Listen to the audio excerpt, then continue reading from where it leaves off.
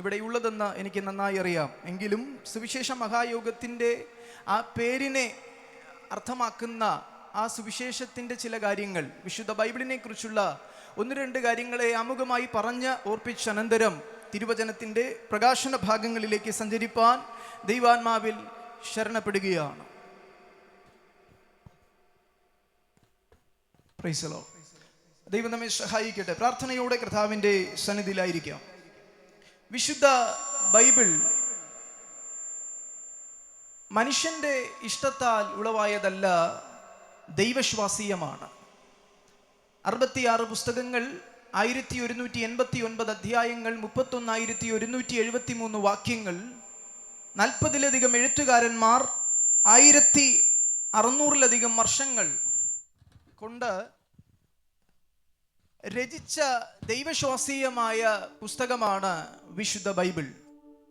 ഈ വിശുദ്ധ ബൈബിളിന് ഒത്തിരി സവിശേഷതകളുണ്ട്. ഞങ്ങളിവിടെ ഉയർത്തുന്ന ദൈവത്തിൻ്റെ വചനം മറ്റ് പുസ്തകങ്ങളെപ്പോലെ കേവലം അക്ഷരങ്ങളടങ്ങിയ ഒരു പുസ്തകം അല്ല. ഈ പുസ്തകത്തിൻ്റെ ഒന്നാമത്തെ പ്രത്യേകത, ഇത് നമ്മോട് സംസാരിക്കുന്ന പുസ്തകമാണ്. ആര് പ്രാർത്ഥനയോടെ ഈ വചനം വായിക്കുന്നുവോ അവരോട് ദൈവം സംസാരിക്കുന്നതായി അനുഭവപ്പെടും. പാപികളായിരിക്കുന്നവർക്ക് രക്ഷയുടെ ദൂത് നൽകും. കഷ്ടതയിലായിരിക്കുന്നവർക്ക് ആശ്വാസം നൽകും. സത്യാന്വേഷകനായി ഈ പുസ്തകത്തിൽ പരിധി നോക്കിയാൽ അവരുടെ ചോദ്യങ്ങൾക്കുള്ള ഉത്തരങ്ങൾ ഈ പുസ്തകത്തിൽ നിന്ന് കണ്ടുപിടിക്കാൻ കഴിയും. ഏതവസ്ഥയിൽ നിന്നാണോ ഈ വിശുദ്ധ ബൈബിളിനെ ആൾക്കാർ നേരിടുന്നത്, അഭിമുഖീകരിക്കുന്നത്, അവരുടെ പ്രശ്നങ്ങളോടൊത്ത് സംസാരിക്കാനും അവർക്കു വേണ്ടിയത് കൈമാറാനും ഈ വിശുദ്ധ ബൈബിളിന് കഴിയും. ഈ ബൈബിളിൻ്റെ മറ്റൊരു സവിശേഷത, ഇത് രൂപാന്തരം വരുത്തുന്ന പുസ്തകമാണ്. പാപികൾക്ക് മാനസാന്തരം നൽകി രൂപാന്തരം നൽകുകയും ഭാരത്തിലിരിക്കുന്നവർക്ക് ആശ്വാസം നൽകി രൂപാന്തരം കൈമാറുകയും അസമാധാനവും പ്രയാസവും നിറഞ്ഞു നിൽക്കുന്ന ഹൃദയത്തിന് സന്തോഷാന്തരീക്ഷം നൽകുന്നതുമായ രൂപാന്തരത്തിൻ്റെ പുസ്തകമാണ് വിശുദ്ധ ബൈബിൾ. ചരിത്രത്തിൻ്റെ ഏടുകൾ പരിശോധിച്ചു നോക്കിയാൽ ഈ വിശുദ്ധ ബൈബിളിലേക്ക് മനസ്സ് അർപ്പിച്ച് തിരുവചനം ധ്യാനിക്കേണ്ടതിനും വായിക്കേണ്ടതിനും മുട്ടുമടക്കി ഹൃദയം സമർപ്പിച്ച പലരും ഈ പുസ്തകത്തിലൂടെ രൂപാന്തരപ്പെട്ടിട്ടുണ്ട്, സൗഖ്യം പ്രാപിച്ചിട്ടുണ്ട്, വിടുതൽ പ്രാപിച്ചിട്ടുണ്ട്. രൂപാന്തരം വരുത്തുന്ന പുസ്തകമാണ് വിശുദ്ധ ബൈബിൾ. മറ്റൊരു പ്രത്യേകത, കാലാകാലങ്ങളായി ചരിത്രത്തിൻ്റെ ഏടുകൾ പരിശോധിച്ചാൽ ഇതുപോലെ ഉപദ്രവങ്ങൾ നേരിട്ട്, ഇതുപോലെ എതിർപ്പുകൾ നേരിട്ട്, ഇതുപോലെ വിമർശനങ്ങൾ നേരിട്ട്, ഇതുപോലെ കുറ്റപ്പെടുത്തലുകൾ നേരിട്ട്, ഇതുപോലെ പീഡനങ്ങൾ നേരിട്ട വേറൊരു പുസ്തകമില്ല. ചരിത്രത്തിൻ്റെ ഏടുകൾ നോക്കുമ്പോൾ ചക്രവർത്തിമാർ, അധികാരികൾ, നിയമപാലകന്മാർ ഒത്തിരി പേർ ഇതിനെതിരെ എഴുന്നേറ്റിട്ടുണ്ട്. ഫ്രഞ്ച് സാഹിത്യകാരനായ നിരീശ്വരവാദിയായ വോൾട്ടയർ എന്ന മനുഷ്യൻ വിശുദ്ധ ബൈബിളിനെതിരെ എഴുന്നേറ്റു. അദ്ദേഹം എഴുന്നേറ്റിട്ട് ബൈബിളിൻ്റെ വാക്യങ്ങൾ, വചനങ്ങൾ വായിച്ചിട്ട് അദ്ദേഹം പറഞ്ഞു, ഇത് മിഥ്യാകഥയാണ്, കെട്ടുകഥയാണ്. ഇത് കേവലം വർഷങ്ങൾ കൊണ്ട് ആരും ഇതിനെ അനുകരിക്കാതെയാകും, ഇതിൻ്റെ നിലനിൽപ്പ് ഇല്ലാതെയാകും, പിന്നത്തേതിൽ ആരും ഇതിൻ്റെ പുറകെ പോകുകയില്ല. ചുരുക്കം വർഷങ്ങൾ കൊണ്ട് ബൈബിൾ എന്ന വസ്തുതയോ വചനമെന്ന വസ്തുതയോ ലോകതലത്തിൽ കാണത്തില്ലെന്ന് അദ്ദേഹം വെല്ലുവിളിച്ചു. സംഭവിച്ചത് എന്താണെന്ന് അറിയണ്ടേ? അദ്ദേഹം ഈ വെല്ലുവിളിച്ച് ചില വർഷങ്ങൾ കഴിഞ്ഞ് വോൾട്ടയർ മരിച്ചു. വോൾട്ടയറിന്റെ ഭവനത്തെ ജനീവ ബൈബിൾ സൊസൈറ്റി വിലയ്ക്ക് വാങ്ങി. അദ്ദേഹത്തിന്റെ ഭവനത്തിനകത്ത് തന്നെ വിശുദ്ധ ബൈബിൾ അച്ചടിക്കാൻ തുടങ്ങി. വോൾട്ടയർ പറഞ്ഞ് ഇതിനെ വിമർശിച്ച് താൻ മരിച്ചുപോയി. വർഷങ്ങൾക്ക് ശേഷം തൻ്റെ വീട്ടിനകത്ത് തന്നെ വിശുദ്ധ ബൈബിളിന്റെ സംഭരണശാലയാക്കി ദൈവം തീർത്തെങ്കിൽ എതിർപ്പുകൾക്കകത്തും ശക്തിയോടെ മുമ്പോട്ട് ചലിക്കുന്ന ഒരു പുസ്തകമാണ് വിശുദ്ധ ബൈബിൾ. ഈ കേൾക്കപ്പെടുന്ന തിരുവചനം നിശ്ചയമായും ഇന്ന് രാത്രിയിലും ഈ ദേശത്തിലും വിടുതൽ കൈമാറുവാൻ ശക്തിയുള്ളതാണ്. അങ്ങനെ കാലാകാലങ്ങളായി ഉയർത്തപ്പെട്ടുകൊണ്ടിരിക്കുന്ന ബൈബിളാണ് വിശുദ്ധ വേദപുസ്തകം. അപ്പോൾ പലരും ചോദിക്കും, നിങ്ങളുടെ വിശുദ്ധ ഗ്രന്ഥമായതുകൊണ്ട് ഈ പുസ്തകത്തെ നിങ്ങൾ ഉയർത്തിപ്പിടിക്കുന്നു, മറ്റ് ശാസ്ത്രീയമായ സത്യങ്ങൾ എന്തെങ്കിലും ഈ പുസ്തകത്തോട് ചേർത്ത് പറയാനുണ്ടോ? ഉണ്ട് പ്രിയരെ. പഠിക്കുന്ന വിദ്യാർത്ഥികൾക്കും പഠന തൽപരരായവർക്കും ശാസ്ത്രമേഖലയിൽ ഒന്ന് പരിശോധിച്ചാൽ വിശുദ്ധ ബൈബിൾ സംഭാവന നൽകിയിട്ടുള്ള കാര്യങ്ങൾ ചെറുതൊന്നുമല്ല. വിശുദ്ധ ബൈബിളിനെ ആധികാരികമാക്കിക്കൊണ്ട് ശാസ്ത്രജ്ഞന്മാരും വേദപണ്ഡിതന്മാരും മറ്റും കണ്ടെത്തിയ കാര്യങ്ങൾ ചെറുതൊന്നുമല്ല. പ്രപഞ്ച സത്യങ്ങളെ ശാസ്ത്രജ്ഞന്മാർ സംഗ്രഹിച്ചിരിക്കുന്നത് 5 വാക്കിലാണ്. സമയം, വായു, പദാർത്ഥം, ചലനം, ഊർജം. ഈ 5 വാക്കിലാണ് ശാസ്ത്രജ്ഞന്മാർ പ്രപഞ്ചത്തെ സംഗ്രഹിച്ചിരിക്കുന്നത്. ഈ 5 വാക്കും വിശുദ്ധ ബൈബിളിലെ ഉൽപ്പത്തി പുസ്തകം 1-ാം അധ്യായത്തിൽ അടങ്ങിയിരിക്കുന്ന 5 വസ്തുതകളാണ്. ആദിയിൽ അത് സമയത്തെ കാണിക്കുന്നു. ദൈവം ആകാശത്തെയും, ആകാശം വായുവിനെ കാണിക്കുന്നു. ഭൂമി പദാർത്ഥത്തെ കാണിക്കുന്നു. വെള്ളത്തിന്മീതെ പരിശുദ്ധാത്മാവ് പരിവർത്തിച്ചു കൊണ്ടിരുന്നു, അത് ചലനത്തെ കാണിക്കുന്നു. വെളിച്ചമുണ്ടാകട്ടെ എന്ന് കൽപ്പിച്ചു, വെളിച്ചം ഊർജത്തെ കാണിക്കുന്നു. ഈ 5 അടിസ്ഥാന ഘടകങ്ങളും ശാസ്ത്രജ്ഞന്മാരും പണ്ഡിതന്മാരും കണ്ടെത്തിയത് വിശുദ്ധ ബൈബിളിന്റെ പശ്ചാത്തലത്തിലാണ്. ഇനി പിന്നെയും പ്രപഞ്ചത്തിലേക്ക് നോക്കിയാൽ ചില നൂറ്റാണ്ടുകൾക്ക് മുമ്പ് വരെ ശാസ്ത്രജ്ഞന്മാർ ചിന്തിച്ചിരുന്നത് ഈ നക്ഷത്രങ്ങളെയും ഗാലക്സികളെയും മനസ്സിലാക്കാനും എണ്ണി ഒതുക്കാനും കഴിയുമെന്നാണ്. ക്ലെമന്റ് എന്ന് പറയുന്ന ശാസ്ത്രജ്ഞനും ക്ലെപ്പറും ടോളമിയും തുടങ്ങിയ ശാസ്ത്രജ്ഞന്മാർ 1005 നക്ഷത്രങ്ങളെ ഉള്ളുവെന്നും 3010 നക്ഷത്രങ്ങളെ ഉള്ളുവെന്നും എഴുതി വെച്ചു. എന്നാൽ പിന്നത്തേതിൽ അവരുടെ പഠനങ്ങളുടെ വിശദീകരണത്തിലേക്ക് ഇറങ്ങിയപ്പോൾ ആ ശാസ്ത്രജ്ഞന്മാർ ഉൾപ്പെടെ പലർക്കും മനസ്സിലായി എണ്ണി തീർക്കാൻ കഴിയാത്തതാണ് നക്ഷത്രങ്ങളുടെ എണ്ണം. ആ നക്ഷത്രങ്ങളെ കുറിച്ച് ഗ്രഹിക്കാൻ കഴിയത്തില്ല. അതിൻ്റെ ആഴമേറിയ സത്യങ്ങളെ സങ്കീർത്തന പുസ്തകം 8-ാം അധ്യായത്തിൽ രേഖപ്പെടുത്തിയിട്ടുണ്ട്. നിന്റെ വിരലുകളുടെ പണിയായ ആകാശത്തെയും ചന്ദ്രനെയും നക്ഷത്രങ്ങളെയും നോക്കുമ്പോൾ നീ മർത്യനെ ഓർക്കേണ്ടതിന് അവൻ എന്തുമാത്രം. പ്രപഞ്ചത്തിൻ്റെ സത്യങ്ങളെ നമുക്ക് ഗ്രഹിക്കാൻ കഴിയുന്നതല്ല, അതിനും അപ്പുറത്താണ് ദൈവം അവരെ വച്ചിരിക്കുന്നത്. ഈ ഭൂമിയിൽ നിന്ന് ചന്ദ്രനിലേക്കുള്ള ദൂരം ഏകദേശം 4 ലക്ഷം കിലോമീറ്റർ ആണ്. വ്യക്തമാക്കി പറഞ്ഞാൽ 3,84,400 കിലോമീറ്റർ ആണ് ഭൂമിയിൽ നിന്ന് ചന്ദ്രനിലേക്കുള്ള ദൂരം. ഇനി ഭൂമിയിൽ നിന്ന് സൂര്യനിലേക്കുള്ള ദൂരം ഏകദേശം 1,500 ലക്ഷം കിലോമീറ്റർ ആണ്. അതിൻ്റെയും അപ്പുറത്താണ് നക്ഷത്രങ്ങളുടെ സ്ഥാനം. നക്ഷത്രങ്ങളുടെ ദൂരത്തെക്കുറിച്ച് അളക്കുവാൻ ദൂരത്തിന്റെ യൂണിറ്റ് പോരാഞ്ഞതുകൊണ്ട് ശാസ്ത്രജ്ഞന്മാർ ആ ദൂരത്തെ അളക്കാൻ ഒരു പേര് വെച്ചു. അത് പ്രകാശവർഷം എന്നാണ് അറിയപ്പെടുന്നത്. ഈ കാണുന്ന പ്രകാശം 1 സെക്കൻഡിൽ 3 ലക്ഷം കിലോമീറ്റർ സഞ്ചരിക്കും. ഈ 1 സെക്കൻഡിൽ 3 ലക്ഷം കിലോമീറ്റർ സഞ്ചരിക്കുന്ന പ്രകാശം ഒരു വർഷത്തിൽ എത്ര സഞ്ചരിക്കുമോ ആ ദൂരത്തിന്റെ അളവാണ് പ്രകാശവർഷം. നമ്മുടെ നഗ്നനേത്രങ്ങൾ കൊണ്ട് കാണാൻ കഴിയുന്ന ഏറ്റവും അടുത്ത നക്ഷത്രം ആൽഫ സെന്റോറിയമാണ്. ആ ആൽഫ സെന്റോറിയം എന്ന നക്ഷത്രത്തിലേക്കുള്ള ദൂരം 4.5 പ്രകാശവർഷമാണ്. അതിൻ്റെയും അപ്പുറത്താണ് മറ്റ് നക്ഷത്രങ്ങളുടെയും മറ്റ് ഗ്രഹങ്ങളുടെയും ഒക്കെ സ്ഥാനം. അപ്പോൾ ചിന്തിക്കുക, ദൈവം വച്ചിരിക്കുന്ന ഈ പ്രപഞ്ചത്തിൻ്റെ സത്യങ്ങളുടെ ആഴമേറിയ കാര്യങ്ങൾ അവയെ എണ്ണിത്തിട്ടപ്പെടുത്താനോ ഗ്രഹിക്കാനോ കഴിയുന്നതല്ലെന്ന് വിശുദ്ധ ബൈബിൾ പറയുന്നു. ശാസ്ത്രജ്ഞന്മാരും അതിനോട് ചേർന്ന് സമ്മതിക്കുന്നു. ഇരമ്യാവ് 33-ാം അധ്യായം 22-ാം വാക്യത്തിൽ ബൈബിൾ ഇങ്ങനെ പറയുന്നു, ദൈവം പുറപ്പെടുവിക്കുന്ന ആകാശത്തിലെ സൈന്യത്തെ നിനക്കെണ്ണുവാൻ കഴിയുമോ? ഈ പ്രപഞ്ചം അത് വിശുദ്ധ ബൈബിളിൻ്റെ ആഴമേറിയ സത്യമാണ്. ഇനിയും ശാസ്ത്രീയമായി വിശുദ്ധ ബൈബിളിനെ പരിശോധിച്ചാൽ സമുദ്രത്തിൻ്റെ അകത്ത് സമുദ്രത്തിൽ കപ്പലിന് പോകാൻ കപ്പൽ ചാലുകൾ ഉണ്ടെന്ന് കണ്ടുപിടിച്ചത് ഈ വിശുദ്ധ ബൈബിളിലെ സത്യത്തിലാണ്. സമുദ്ര ശാസ്ത്രത്തിൻ്റെ പിതാവ് എന്നറിയപ്പെടുന്ന മാത്യു മുറേ എന്ന് പറയുന്ന മനുഷ്യൻ, അദ്ദേഹം ഒരു ദിവസം ഇങ്ങനെ ബൈബിൾ വായിച്ചു കൊണ്ടിരിക്കുമ്പോൾ 8-ാം സങ്കീർത്തനത്തിലെ ഒരു വാക്യം തൻ്റെ ശ്രദ്ധയിൽപ്പെട്ടു. അവൻ സമുദ്രത്തിലെ സകലത്തിനെയും നിയന്ത്രിക്കുന്ന ദൈവം, നീ മനുഷ്യനെ എല്ലാറ്റിൻ്റെയും മീതെ അധിപതിയാക്കി വെച്ചിരിക്കുന്നു, സമുദ്രമാർഗത്തിൽ സഞ്ചരിക്കുന്ന സകലതിനെയും തന്നെ എന്ന് തുടങ്ങിയ വാക്യങ്ങൾ തൻ്റെ ഹൃദയത്തിനകത്ത് സ്പർശിച്ചപ്പോൾ താൻ ഇങ്ങനെ വിശ്വസിച്ചു, അതെ, വിശുദ്ധ ബൈബിളിൽ സമുദ്രപാതകളെ കുറിച്ച് പറയുന്നെങ്കിൽ നിശ്ചയമായും സമുദ്രത്തിനകത്തൊരു പാതകൾ ഉണ്ടായിരിക്കും, കപ്പൽ ചാലുകൾ ഉണ്ടായിരിക്കും. അങ്ങനെ താൻ ഏകദേശം 1806 തുടങ്ങി തൻ്റെ ഗവേഷണത്തിനൊടുവിൽ സമുദ്രപാതകൾ കണ്ടുപിടിച്ചു. അതും ബൈബിളിൻ്റെ വെളിച്ചത്തിലാണ്. ശാസ്ത്രം ബൈബിൾ സത്യമാണെന്ന് സമ്മതിക്കുന്നെങ്കിൽ ഇന്ന് രാത്രി ഈ വചനത്തിൽ ആശ്രയിച്ച് വിശ്വസിച്ച് പ്രാർത്ഥിക്കുന്ന ദൈവമക്കൾ വചനത്തിന്റെ ശക്തി അനുഭവിക്കുക തന്നെ ചെയ്യും. അത് രോഗ സാഹചര്യമാകട്ടെ, ശാപമാകട്ടെ, എന്തു പ്രയാസത്തിനകത്തും ഈ വചനത്തിന് സൗഖ്യം തരാൻ കഴിയും. സ്തോത്രം. ഇനി ആമുഖമായി ഈ വാക്കുകളെ ഒന്നും ദീർഘിപ്പിക്കാതെ വേഗത്തിൽ തിരുവചനത്തിന്റെ പ്രകാശന ഭാഗങ്ങളിലേക്ക് സഞ്ചരിക്കുകയാണ്. നാം വായിച്ച കുറിവാക്യം യോഹന്നാൻ സുവിശേഷം 20-ാം അധ്യായം 31-ാമത്തെ വാക്യമാണ്. യോഹന്നാന്റെ സുവിശേഷത്തിനകത്ത് ഈ വാക്യം നാം ശ്രദ്ധിക്കുമ്പോൾ ഇവിടെ കൊടുത്തിരിക്കുന്ന പദം ഒരു ഉത്തരമാണ്. എന്തിൻ്റെ ഉത്തരം? ഒരു ചോദ്യം. എന്തിനു വേണ്ടി ഈ സുവിശേഷം എഴുതപ്പെട്ടു എന്നതിൻ്റെ ഉത്തരമാണ് 31-ാമത്തെ വാക്യം. അവനിൽ വിശ്വസിക്കേണ്ടതിനും വിശ്വസിച്ച് ജീവൻ പ്രാപിക്കേണ്ടതിനും ഇത് എഴുതിയിരിക്കുന്നു.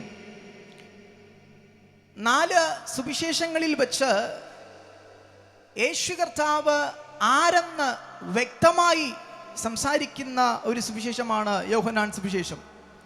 4 സുവിശേഷകന്മാരും യേശു കർത്താവിനെ 4 വീക്ഷണകോണിൽ നിന്നാണ് നോക്കിക്കാണുന്നത്. മത്തായി യേശുവിനെ യഹൂദന്മാരുടെ രാജാവെന്നും, മാർക്കോസ് യേശുവിനെ ദാസൻ എന്നുള്ള രീതിയിലും, ലൂക്കോസ് യേശുവിനെ മനുഷ്യപുത്രൻ എന്നുള്ള രീതിയിലും, യോഹന്നാൻ യേശുവിനെ ദൈവപുത്രൻ എന്നുള്ള രീതിയിലും നോക്കിക്കാണുകയാണ്. ആദ്യത്തെ 3 സുവിശേഷങ്ങളും യേശുവിൻ്റെ ധാർമ്മിക മേഖലയെ പറ്റിയാണ് ഊന്നി സംസാരിക്കുന്നത്. യേശു കർത്താവ് എന്തു പറഞ്ഞു, എന്ത് ചെയ്തു, എന്തൊക്കെ ധാർമ്മിക ഉപദേശങ്ങൾ കൈമാറി, ഇതൊക്കെയാണ് ആദ്യത്തെ സുവിശേഷങ്ങളിലെ പ്രതിപാദ്യ വിഷയം. എന്നാൽ 4-ാം സുവിശേഷം യോഹന്നാനിലേക്ക് വരുമ്പോൾ യേശു എന്തു പറഞ്ഞു, എന്ത് ചെയ്തു എന്നതിനേക്കാൾ ഉപരി യേശു കർത്താവ് ആരാണ് എന്നതിലാണ് ആ സുവിശേഷകൻ ഊന്നി സംസാരിക്കുന്നത്. മത്തായി അബ്രഹാം മുതലാണ് പറഞ്ഞ് യേശുവിങ്കിലേക്ക് വരുന്നത്. മാർക്കോസ് യേശുവിൻ്റെ 30-ാം വയസ്സ് തൊട്ടാണ് പറഞ്ഞു തുടങ്ങുന്നത്. ലൂക്കോസ് ആദാം മുതലാണ് പറഞ്ഞു തുടങ്ങുന്നത്. ഇതിൽ നിന്നൊക്കെ വിഭിന്നമായി യോഹന്നാൻ പറഞ്ഞു തുടങ്ങുന്നത് ആദിയിൽ മുതലാണ്. ആദിയിൽ വചനമുണ്ടായിരുന്നു, വചനം ദൈവത്തോടു കൂടെയായിരുന്നു, വചനം ദൈവമായിരുന്നു. ആദിയിൽ എന്ന പദത്തോടെ ആരംഭിച്ച് ക്രിസ്തുവിൻ്റെ ഉന്നതമായ ദൈവത്വത്തെ ഈ സുവിശേഷകൻ വരച്ചു കാണിക്കുന്നു. ഈ സുവിശേഷത്തിനകത്ത് നാം നോക്കുമ്പോൾ ഏറ്റവും അധികമായി നമുക്ക് കാണാൻ കഴിയുന്നത് കർത്താവിൻ്റെ ദൈവത്വത്തെ പ്രതിനിധീകരിക്കുന്ന സംഭവങ്ങളാണ്. 7 അത്ഭുതങ്ങളാണ് ഈ സുവിശേഷത്തിൽ സുവിശേഷകൻ രചിച്ചിരിക്കുന്നത്, ചേർത്തിരിക്കുന്നത്. അത്ഭുതങ്ങൾ എന്നല്ല സുവിശേഷകൻ അതിനെ വിളിക്കുന്നത്, അടയാളങ്ങൾ എന്നാണ്. അടയാളങ്ങൾ അതെന്താന്ന് ചോദിച്ചാൽ, കർത്താവ് ചെയ്ത അത്ഭുതങ്ങളൊക്കെയും കേവലം അത്ഭുതങ്ങൾ മാത്രമായിരുന്നില്ല, അത് കർത്താവ് ആരെന്ന് തെളിയിക്കുന്ന അടയാളങ്ങളായിരുന്നു. അങ്ങനെങ്കിൽ ആ വചന വെളിപ്പാടിൽ ഞാൻ വിശ്വസിക്കുന്നു, ഇന്ന് രാത്രിയിലും ദൈവത്തിൽ നിന്ന് ഒരത്ഭുതമോ വിടുതലോ പ്രതീക്ഷിക്കുന്ന നിങ്ങളുടെ ജീവിതത്തിൽ ദേശത്തിൽ ഒരു അടയാളം വെളിപ്പെടുമാറ് ദൈവം ഒരു മഹത്വത്തെ വയ്ക്കുമെന്ന് ദൈവാത്മാവ് ദൂത് കൈമാറിയാൽ അത് വിശ്വസിക്കുന്ന ദൈവമക്കളെ ഓർത്തു ദൈവത്തെ സ്തുതിക്കുകയാണ്. അത്ഭുതങ്ങൾ നമ്മിൽ അടയാളങ്ങളായി വെളിപ്പെടട്ടെ. സ്തോത്രം. ഓരോ അടയാളങ്ങളുടെ പുറകിലും ദീർഘമായ സംഭാഷണങ്ങളെ നമുക്ക് കാണാൻ കഴിയും. ഈ യോഹന്നാൻ സുവിശേഷകൻ യേശു കർത്താവ് വ്യക്തികളുമായി സംസാരിക്കുന്ന സംസാരത്തിന് വളരെ പ്രാധാന്യം നൽകുകയാണ്, വളരെ വിശദീകരണം നൽകുകയാണ്. നിക്കോദെമസുമായുള്ള സംസാരം, ശമരിയാക്കാരി സ്ത്രീയുമായുള്ള സംസാരം, ഇങ്ങനെ ഓരോ വ്യക്തികളുമായുള്ള ദീർഘമായ സംഭാഷണം. മറ്റ് സുവിശേഷകന്മാർ 1, 2, 5 വാക്യങ്ങൾക്കകത്ത് ചെറുതാക്കിയിരിക്കുന്ന ആ സംഭാഷണങ്ങളെ യോഹന്നാൻ ദീർഘമാക്കിയിരിക്കുന്നു. അതെന്താന്ന് ചോദിച്ചാൽ, എൻ്റെ കർത്താവ് വ്യക്തികൾക്ക് പ്രാധാന്യം നൽകുന്ന കർത്താവാണ്. നിങ്ങൾ കേട്ടില്ല, ഇതിനകത്തിരിക്കുന്ന നിങ്ങളെ ആര് വില കൽപ്പിച്ചില്ലെങ്കിലും, ഈ ശബ്ദസീമയിൽ എന്നെ കേൾക്കുന്ന പ്രിയപ്പെട്ടവരെ, നിങ്ങൾ ആരെയും നിങ്ങളെ ചേർത്ത് വച്ചില്ലെങ്കിലും, ആരെയും നിങ്ങൾ വിലക്കെടുത്തില്ലെങ്കിലും, ആരെയും നിങ്ങളുടെ ജീവിതത്തിലേക്ക് ചേർത്ത് വച്ചില്ലെങ്കിലും, നിങ്ങൾക്ക് വില തരുന്നൊരു സ്വർഗമുയരത്തിലുണ്ട്, നിങ്ങളെ മാനിക്കുന്നൊരു ദൈവമുയരത്തിലുണ്ട്. ആരൊക്കെ മാറ്റി നിർത്തിയാലും ചേർത്ത് വെച്ച് നിങ്ങളെ കരുതാൻ കഴിവുള്ള ഒരു കർത്താവിനെയാണ് ഇന്ന് രാത്രി നിങ്ങൾ കേൾക്കുന്നത്. നിന്റെ ജീവിതത്തിന് വില തരുന്ന ഒരു ദൈവമുണ്ടെങ്കിൽ അത് സ്വർഗത്തിലെ കർത്താവാണ്. ഇനി നാം വായിച്ച 20-ാം അധ്യായം 31-ാമത്തെ വാക്യം ഉത്തരമാണെന്ന് ഓർപ്പിച്ചല്ലോ. എന്തിനാണ് ഈ സുവിശേഷം എഴുതിയത് എന്ന ചോദ്യത്തിന്റെ ഉത്തരം. എന്തിനാണ് ഈ സുവിശേഷകൻ എഴുതിയത്? വിശ്വസിക്കേണ്ടുന്നതിനും ജീവൻ ഉണ്ടാകേണ്ടുന്നതിനുമാണ് ഈ സുവിശേഷം എഴുതിയത്. രണ്ട് കാര്യങ്ങൾക്ക് വേണ്ടി. എന്തിനൊക്കെയാണ്? വിശ്വസിപ്പാനും ജീവനുണ്ടാകാനും. വിശ്വസിപ്പാനും ജീവനുണ്ടാകാനും.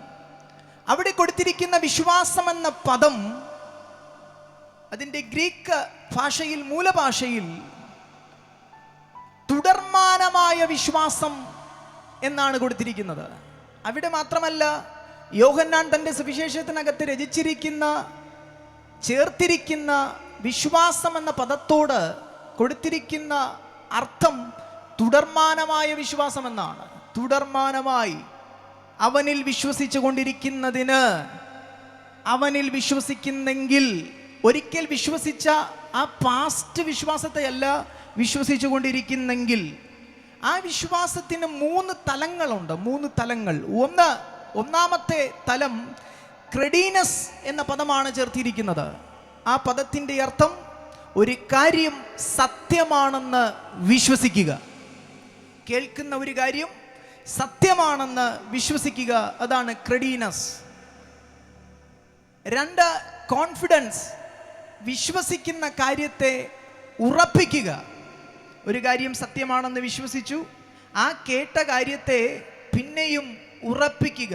പ്രശ്നങ്ങൾ വരുമ്പോൾ, ഭാരങ്ങൾ വരുമ്പോൾ, പ്രയാസം വരുമ്പോൾ, ജീവിതത്തിൽ ശൂന്യതകൾ വരുമ്പോൾ, ഒരിക്കൽ വിശ്വസിച്ച വിശ്വാസം, ഒരിക്കൽ നേടിയ രക്ഷ, ഒരിക്കൽ നേടിയ ഉറപ്പ് നഷ്ടപ്പെട്ടു പോകാൻ സാഹചര്യം വരരുത്.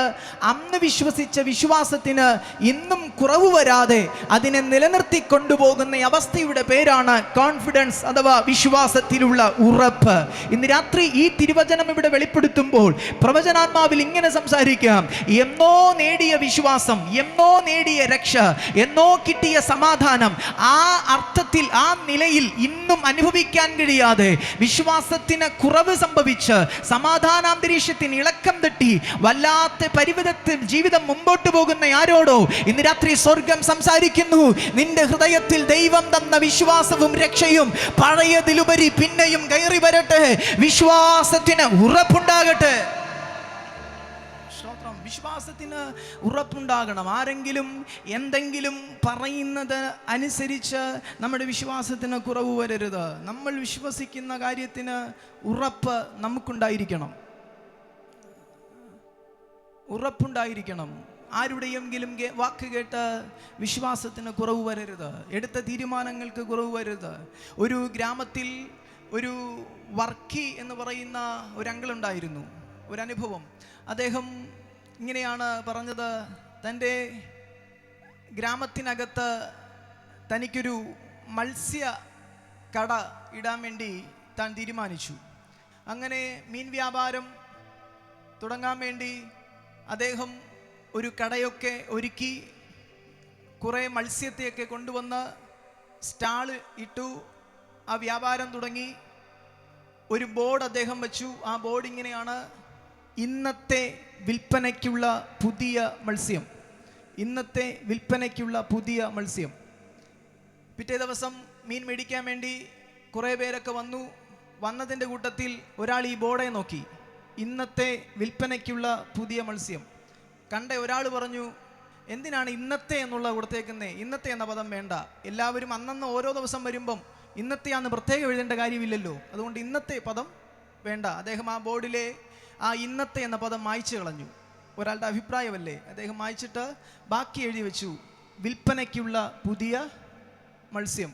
പിറ്റേ ദിവസവും കച്ചവടം നടന്നു. പിറ്റേ ദിവസം മേടിക്കാൻ വന്ന ഒരാൾ നോക്കിയിട്ട് പറഞ്ഞു: വിൽപ്പനയ്ക്കുള്ള എന്ന പദം വേണ്ട. വിൽക്കാനാണല്ലോ വച്ചേക്കുന്നത്, അത് എഴുതി വെക്കേണ്ട കാര്യമൊന്നും ഇല്ല. അതുകൊണ്ട് വിൽപ്പനയ്ക്കുള്ള പദവും മായ്ച്ചു കളഞ്ഞേക്ക്. അദ്ദേഹം ആ പദത്തെയും മായ്ച്ചു, വിൽപ്പനയ്ക്കുള്ള എന്നുള്ള പദം മായ്ച്ചു. പിന്നെ ബാക്കി പുതിയ മത്സ്യം. പിറ്റേന്നും മീൻ മേടിക്കാൻ വേണ്ടി ആൾക്കാർ വന്നു. ഇത് കണ്ട ഒരാൾ ആ ബോർഡെ നോക്കിയപ്പം പുതിയ മത്സ്യം.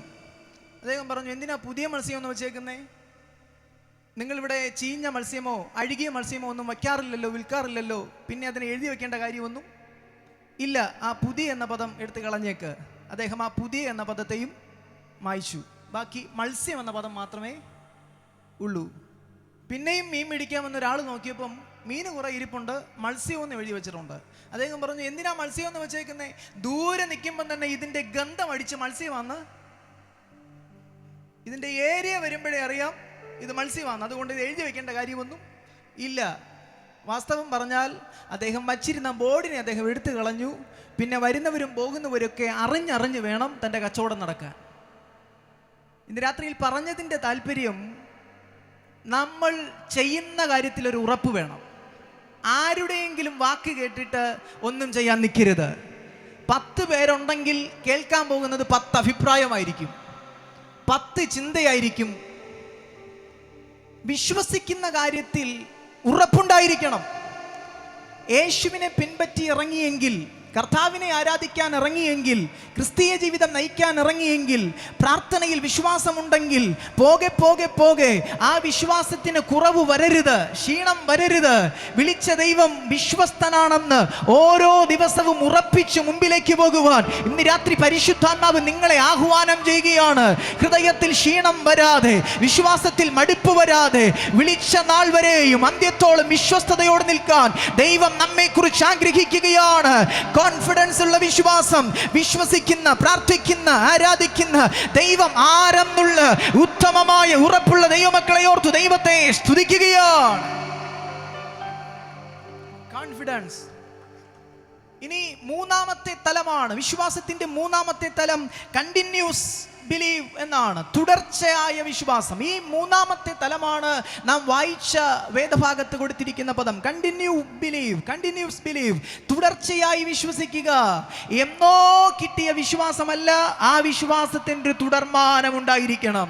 ആരണ്ടൊക്കെ പറയുന്ന പോലെ വിശ്വസിച്ചോ അതേ വിശ്വസിച്ചു എന്നാണ് 2016 നടന്ന കൺവെൻഷനിൽ ആ യോഗത്തിന്റെ നടുക്ക് വെച്ച് ഞാൻ വിശ്വസിച്ചു. അന്ന് കിട്ടിയ വിശ്വാസം ഇന്നുണ്ടോ? അതില്ല. അന്ന് കിട്ടിയ രക്ഷ ഇന്നുണ്ടോ? അതില്ല.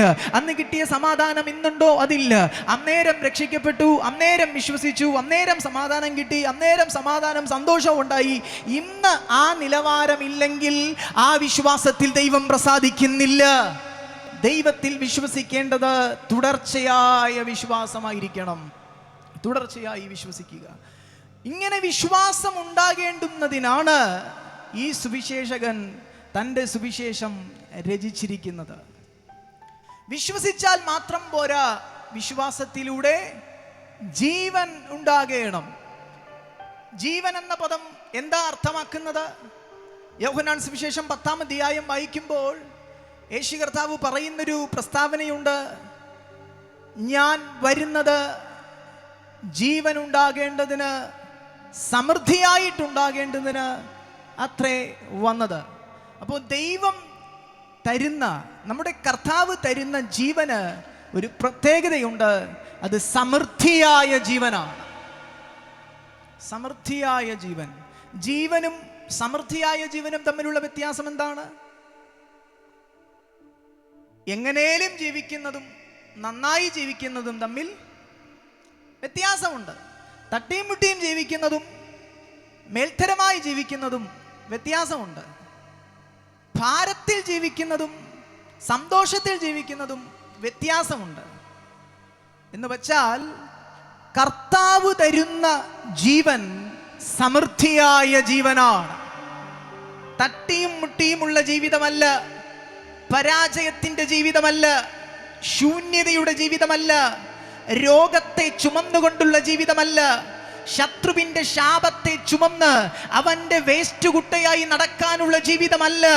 ആ ശാപത്തെയും രോഗത്തെയും വലിച്ചെറിഞ്ഞ് ക്രിസ്തുവിലുള്ള സമൃദ്ധിയായ ജീവൻ അനുഭവിച്ച് തല ഉയർത്തി ദേശത്ത് നടക്കാൻ നിങ്ങളെക്കുറിച്ച് കർത്താവ് ആഗ്രഹിക്കുകയാണ്. ക്രിസ്തു തരുന്ന സമാധാനം, ക്രിസ്തു തരുന്ന ജീവൻ, ക്രിസ്തു തരുന്ന സൗഖ്യം, അത് ഉന്നതമാണ്. സമൃദ്ധിയായ ജീവൻ. ഇനി എന്നെ ശ്രദ്ധിക്കുക. വേഗത്തിൽ ഈ സുവിശേഷത്തിനകത്തെ ചില കഥാപാത്രങ്ങളെ ഞാൻ എണ്ണിപ്പറഞ്ഞു വിടാം. ഈ കേൾക്കാൻ പോകുന്ന കഥാപാത്രങ്ങൾക്കൊക്കെ കർത്താവ് ജീവൻ നൽകിയതാണ്. കർത്താവ് ജീവൻ നൽകിയ ചില കഥാപാത്രങ്ങളെ പരിചയപ്പെടുത്താം.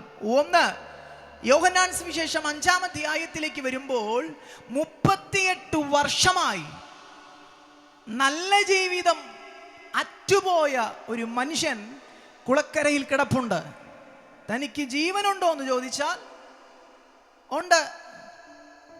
തനിക്ക് കാണാൻ കഴിയുന്നുണ്ടോ എന്ന് ചോദിച്ചാൽ കാണാൻ കഴിയുന്നുണ്ട്, ശ്വസിപ്പാൻ കഴിയുന്നുണ്ട്. എന്നാൽ നല്ല ജീവിതമാണോ നയിക്കുന്നതെന്ന് ചോദിച്ചാൽ അല്ല. കുളക്കരയിൽ കിടക്കുന്ന മനുഷ്യൻ താൻ അവിടെ കിടക്കുമ്പോൾ തൻ്റെ അർത്ഥശൂന്യമായ ജീവിതത്തെ തേടി യേശു അവിടേക്ക് ചെല്ലുകയാണ്. എന്നെ ചിന്തിപ്പിച്ച കാര്യം, സുവിശേഷ ഭാഗങ്ങൾ നാം പരതി നോക്കുമ്പോൾ ഒത്തിരി ജീവിതങ്ങൾ യേശുവിൻ്റെ അടുത്തേക്ക് വന്നിട്ടുണ്ട് സ്വയം മനസ്സാൽ. വേറെ ഭാഗത്ത് വേറെ ചില ജീവിതങ്ങളെ യേശുവിൻ്റെ അരികിലേക്ക് കൊണ്ടുവന്നിട്ടുണ്ട്. എന്നാൽ ഇവിടെ യേശുവിനെ തേടി വന്നതുമല്ല, ആരും യേശുവിൻ്റെ അരികിലേക്ക് കൊണ്ടുവന്നതുമല്ല. അവൻ്റെ അർത്ഥം ശൂന്യമായ ജീവിതത്തിലേക്ക് യേശു അങ്ങോട്ട് ചെല്ലുന്നതാണ്. കർത്താവ് മുൻകൈയെടുത്ത് അവൻ്റെ ജീവിതത്തിലേക്ക് പ്രവേശിക്കുകയാണ്. ഞാൻ ഈ ദൂത ദേശത്തോട് സംസാരിക്കുമ്പോൾ ഇന്ന് രാത്രി വചന വെളിപ്പാടിൽ ഇങ്ങനെ കൈമാറാം. അർത്ഥശൂന്യമായ ജീവിതം നയിച്ച് ഒരു പ്രതീക്ഷയ്ക്കും വകയില്ലാതെ നിരാശ മാത്രം സമ്മാനിക്കപ്പെട്ട് എങ്ങനെയേലും കിട്ടിയ ജീവിതം കഴിച്ചു തീർക്കണമെന്ന ആഗ്രഹത്തിൽ വല്ലാണ്ട് ജീവിക്കുന്ന ആരുടെയോ ജീവിതത്തിലേക്ക് ഇന്ന് രാത്രി ഇവിടെ ഘോഷിക്കപ്പെടുന്ന ക്രിസ്തുവിന്റെ നാമം ഇറങ്ങിച്ചെല്ലുന്നത് ഞാനത് ആത്മാവിൽ അനുഭവിക്കുകയാണ്. അത് തിരിച്ചറിയുന്ന ദൈവമക്കൾ ദൈവത്തിന് മഹത്വം കൊടുക്കുക. ഇന്ന് രാത്രിയിലും നിന്റെ അർത്ഥശൂന്യമായ ജീവിതത്തെ സുന്ദരതുല്യമാക്കി മാറ്റാൻ, സന്തോഷപൂർണമാക്കി മാറ്റാൻ കർത്താവ് നിന്റെ ജീവിതത്തിലേക്ക് അടുത്തു വരികയാണ്. റെക്കമെൻഡ് ചെയ്യാൻ ആരുമില്ലെങ്കിലും, സപ്പോർട്ട് ചെയ്ത് സംസാരിക്കാൻ ആരുമില്ലെങ്കിലും, ചേർത്ത് നിർത്തി എൻ്റെ ആളാന്ന് പറയാൻ ആരുമില്ലെങ്കിലും, ആ ശതാധിപനെ പോലെ പുരോഹിതന്മാരും മൂപ്പന്മാരും കർത്താവിനോട് പറഞ്ഞില്ലേ, കർത്താവേ ഇവൻ അത് ചെയ്തു കൊടുക്കാൻ ഇവൻ യോഗ്യൻ. തനിക്ക് വേണ്ടി സപ്പോർട്ട് ചെയ്യാനും റെക്കമെൻഡ് ചെയ്യാനും ആൾക്കാരുണ്ടായിരുന്നു. പക്ഷെ ഈ കിടക്കുന്ന മനുഷ്യന്റെ ജീവിതം ആ തരത്തിലല്ല. തന്നെ സഹായിക്കാനോ തനിക്ക് വേണ്ടി സംസാരിക്കാനോ സപ്പോർട്ട് ചെയ്യാനോ കൈപിടിച്ചൊന്ന് എഴുന്നേൽപ്പിക്കാനോ ആരുമില്ല.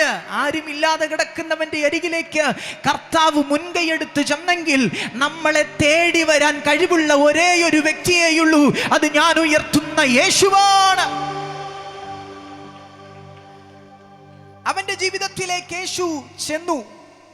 കർത്താവ് അവിടെ ചെല്ലുമ്പോൾ അവന്റെ നോട്ടം സദാസമയം വെള്ളത്തിലേക്കാണ്. വെള്ളത്തിന്റെ ഇളക്കം കാത്തുകൊണ്ടാണ് അവൻ കിടക്കുന്നത്. തന്നോട് ചോദിച്ചാൽ താൻ പറയും, ആരുടെയെങ്കിലും ചെറിയ സപ്പോർട്ട് ഉണ്ടെങ്കിൽ, ദൂതൻ വെള്ളം കലക്കുന്ന പക്ഷം ഞാൻ ഇറങ്ങിയാൽ ഞാൻ സൗഖ്യം പ്രാപിക്കും.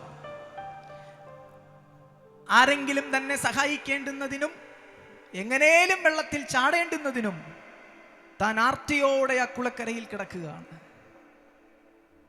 കർത്താവ് അവന്റെ മുമ്പിൽ നിൽക്കുമ്പം എന്നെ ചിന്തിപ്പിച്ചൊരു കാര്യം, യേശുവിനോട് അവൻ സഹായം ചോദിച്ചില്ല.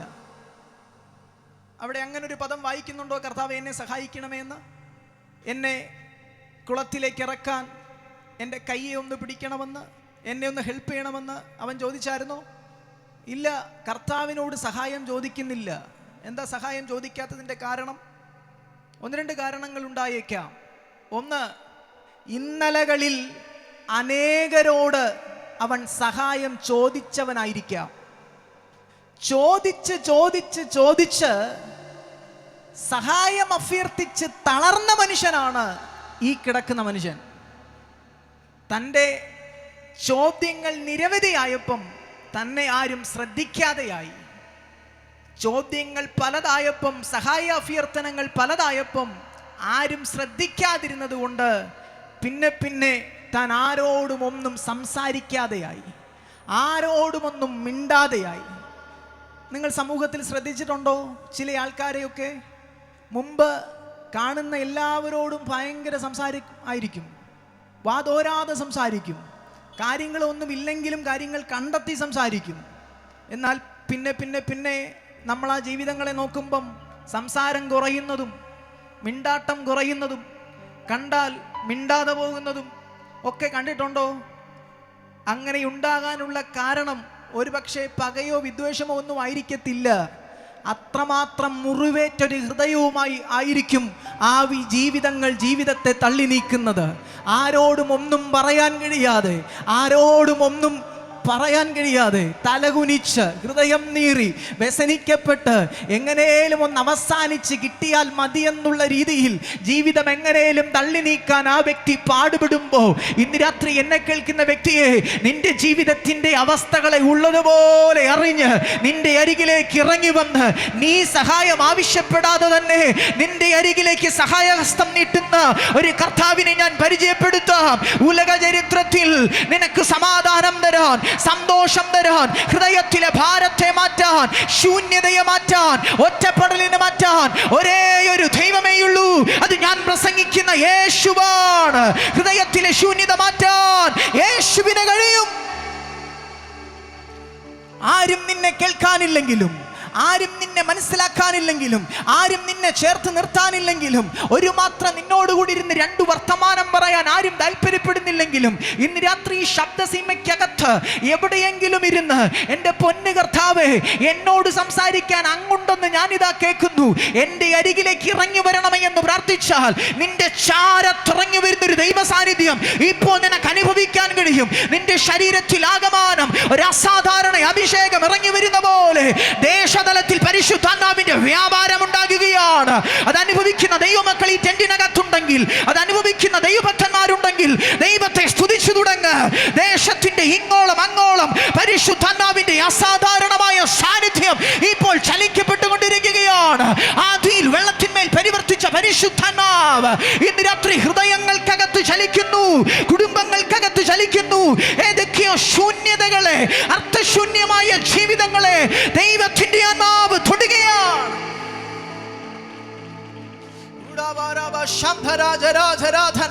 ഇന്ന് രാത്രി ദൈവകൃപ പ്രാപിച്ച ദൈവമക്കൾ ശബ്ദമുയർത്തി ദൈവത്തെ സ്തുതിക്ക്. അന്യഭാഷ പ്രാപിച്ച ദൈവമക്കൾ അന്യഭാഷയോട് ദൈവത്തിന് മഹത്വം കൊടുക്ക്. ആത്മചലനം തിരിച്ചറിയുന്ന ദൈവമക്കൾ, ആ വ്യാപാരം തിരിച്ചറിയുന്ന ദൈവമക്കൾ, ആത്മസാന്നിധ്യത്തെ അനുഭവിക്കുന്ന ദൈവമക്കൾ,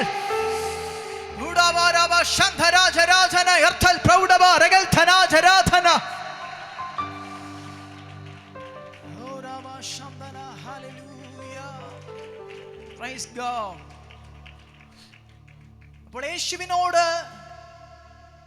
അസ്തമിക്കപ്പെട്ട ജീവിതവുമായി അവനൊരു സഹായം ചോദിച്ചില്ല.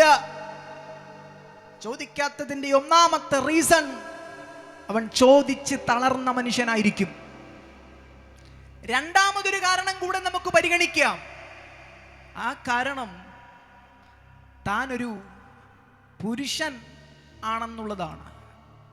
ആ കിടക്കുന്നതാരാ? ഒരു പുരുഷനാണ്.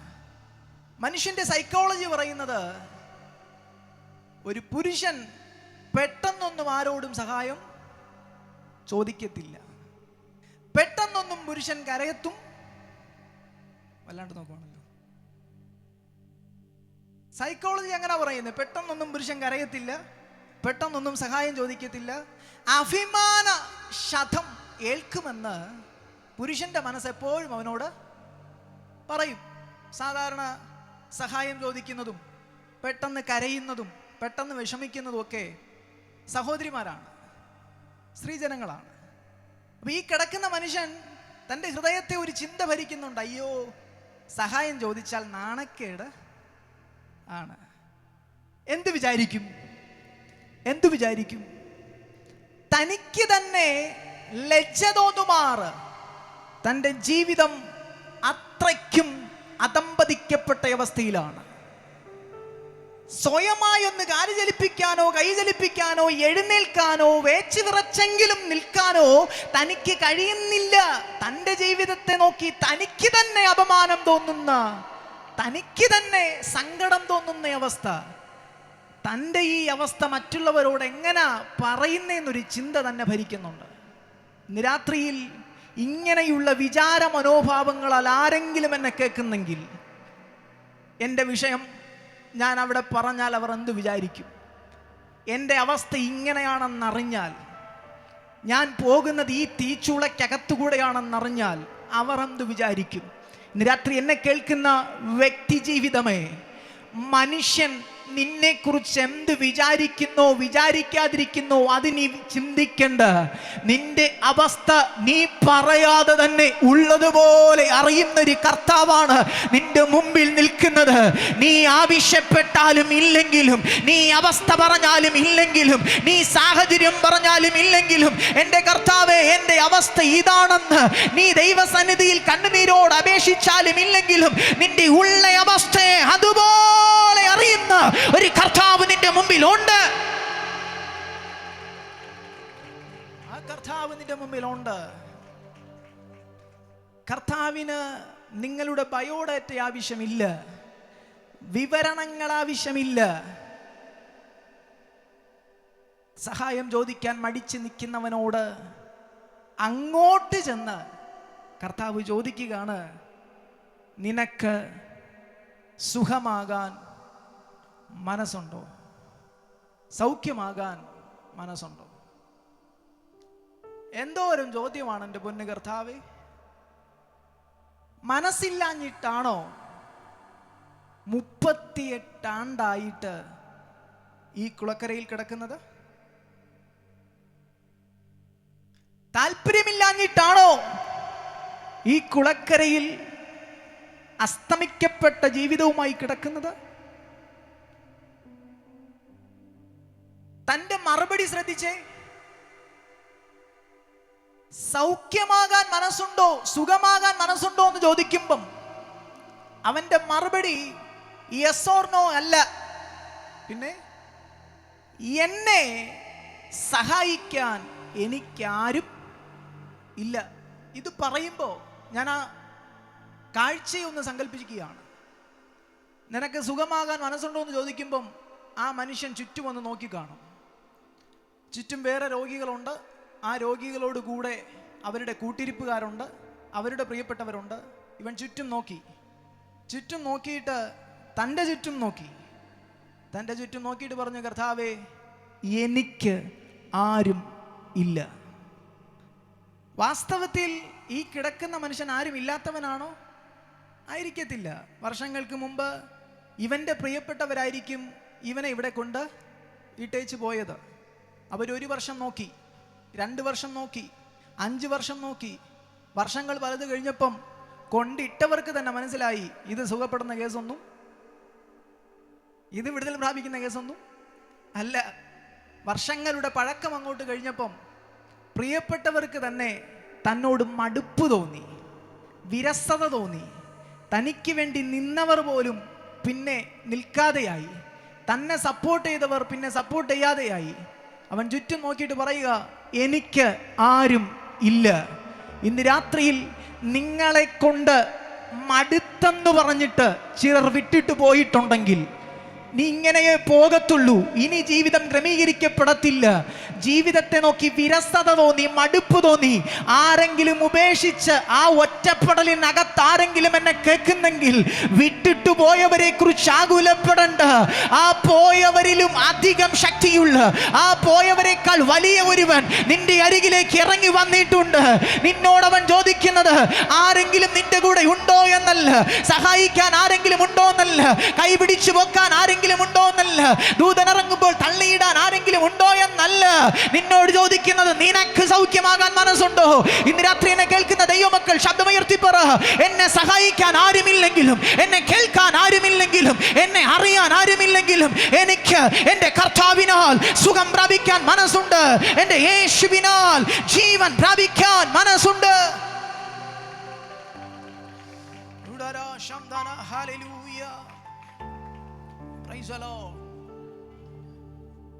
അവൻ പറഞ്ഞു, കർത്താവേ എനിക്ക് ആരുമില്ല.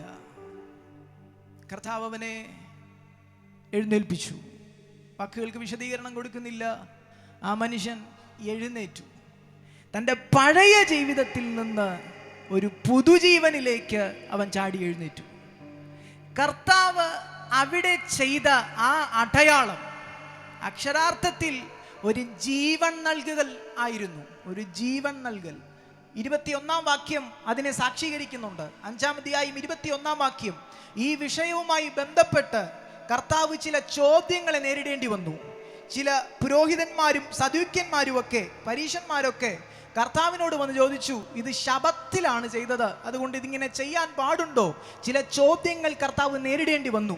ആ ചോദ്യങ്ങൾക്കുള്ള മറുപടിയായി 21-ാം വാക്യത്തിൽ കർത്താവ് പറയുന്നത്, പിതാവ് മരിച്ചവരെ ഉണർത്തി ജീവിപ്പിക്കുന്നത് പോലെ പുത്രനും താൻ ഇച്ഛിക്കുന്നവരെ ജീവിപ്പിക്കുന്നു. അപ്പോൾ കർത്താവ് ഇവിടെ ചെയ്ത പരിപാടി എന്താ? ഈ 38 വർഷമായി കുളക്കരയിൽ കടന്നവനെ കർത്താവ് ജീവിപ്പിച്ചെന്ന് അവന്റെ പഴയ അവസ്ഥകൾക്ക് മാറ്റം വരുത്തി, അവന്റെ ശരീരത്തിലെ പഴമയെ മാറ്റി, നിർജീവത്വത്തെ മാറ്റി, അസ്ഥികളുടെ ദ്രവത്വത്തെ മാറ്റി, അവന്റെ ശരീരത്തെ ആകമാനം പുതുക്കി ജീവൻ നൽകിയെങ്കിൽ ഇന്ന് രാത്രിയിൽ ശരീരത്തിൽ ആകമാനം അവൻ രോഗത്തിന്റെയും ഭാരത്തിന്റെയും കേടുപിടിച്ച് ദ്രവിച്ചിരിക്കുന്ന ചില ജീവിതങ്ങളെ ഇന്ന് രാത്രി ഈ വചനം പുതുക്കാൻ പോകുകയാണ്. പുതുമയുടെ അഭിഷേകം, ചലനത്തിന്റെ അഭിഷേകം, ജീവന്റെ അഭിഷേകം ശിരസ്സുകളുടെ മേൽ വീഴട്ടെ. അസ്ഥികളിൽ ജീവനുണ്ടാകട്ടെ, അവയവങ്ങളിൽ ജീവനുണ്ടാകട്ടെ, ആന്തരിക അവയവങ്ങൾക്കകത്ത് ജീവന്റെ അഭിഷേകം വ്യാപരിക്കട്ടെ.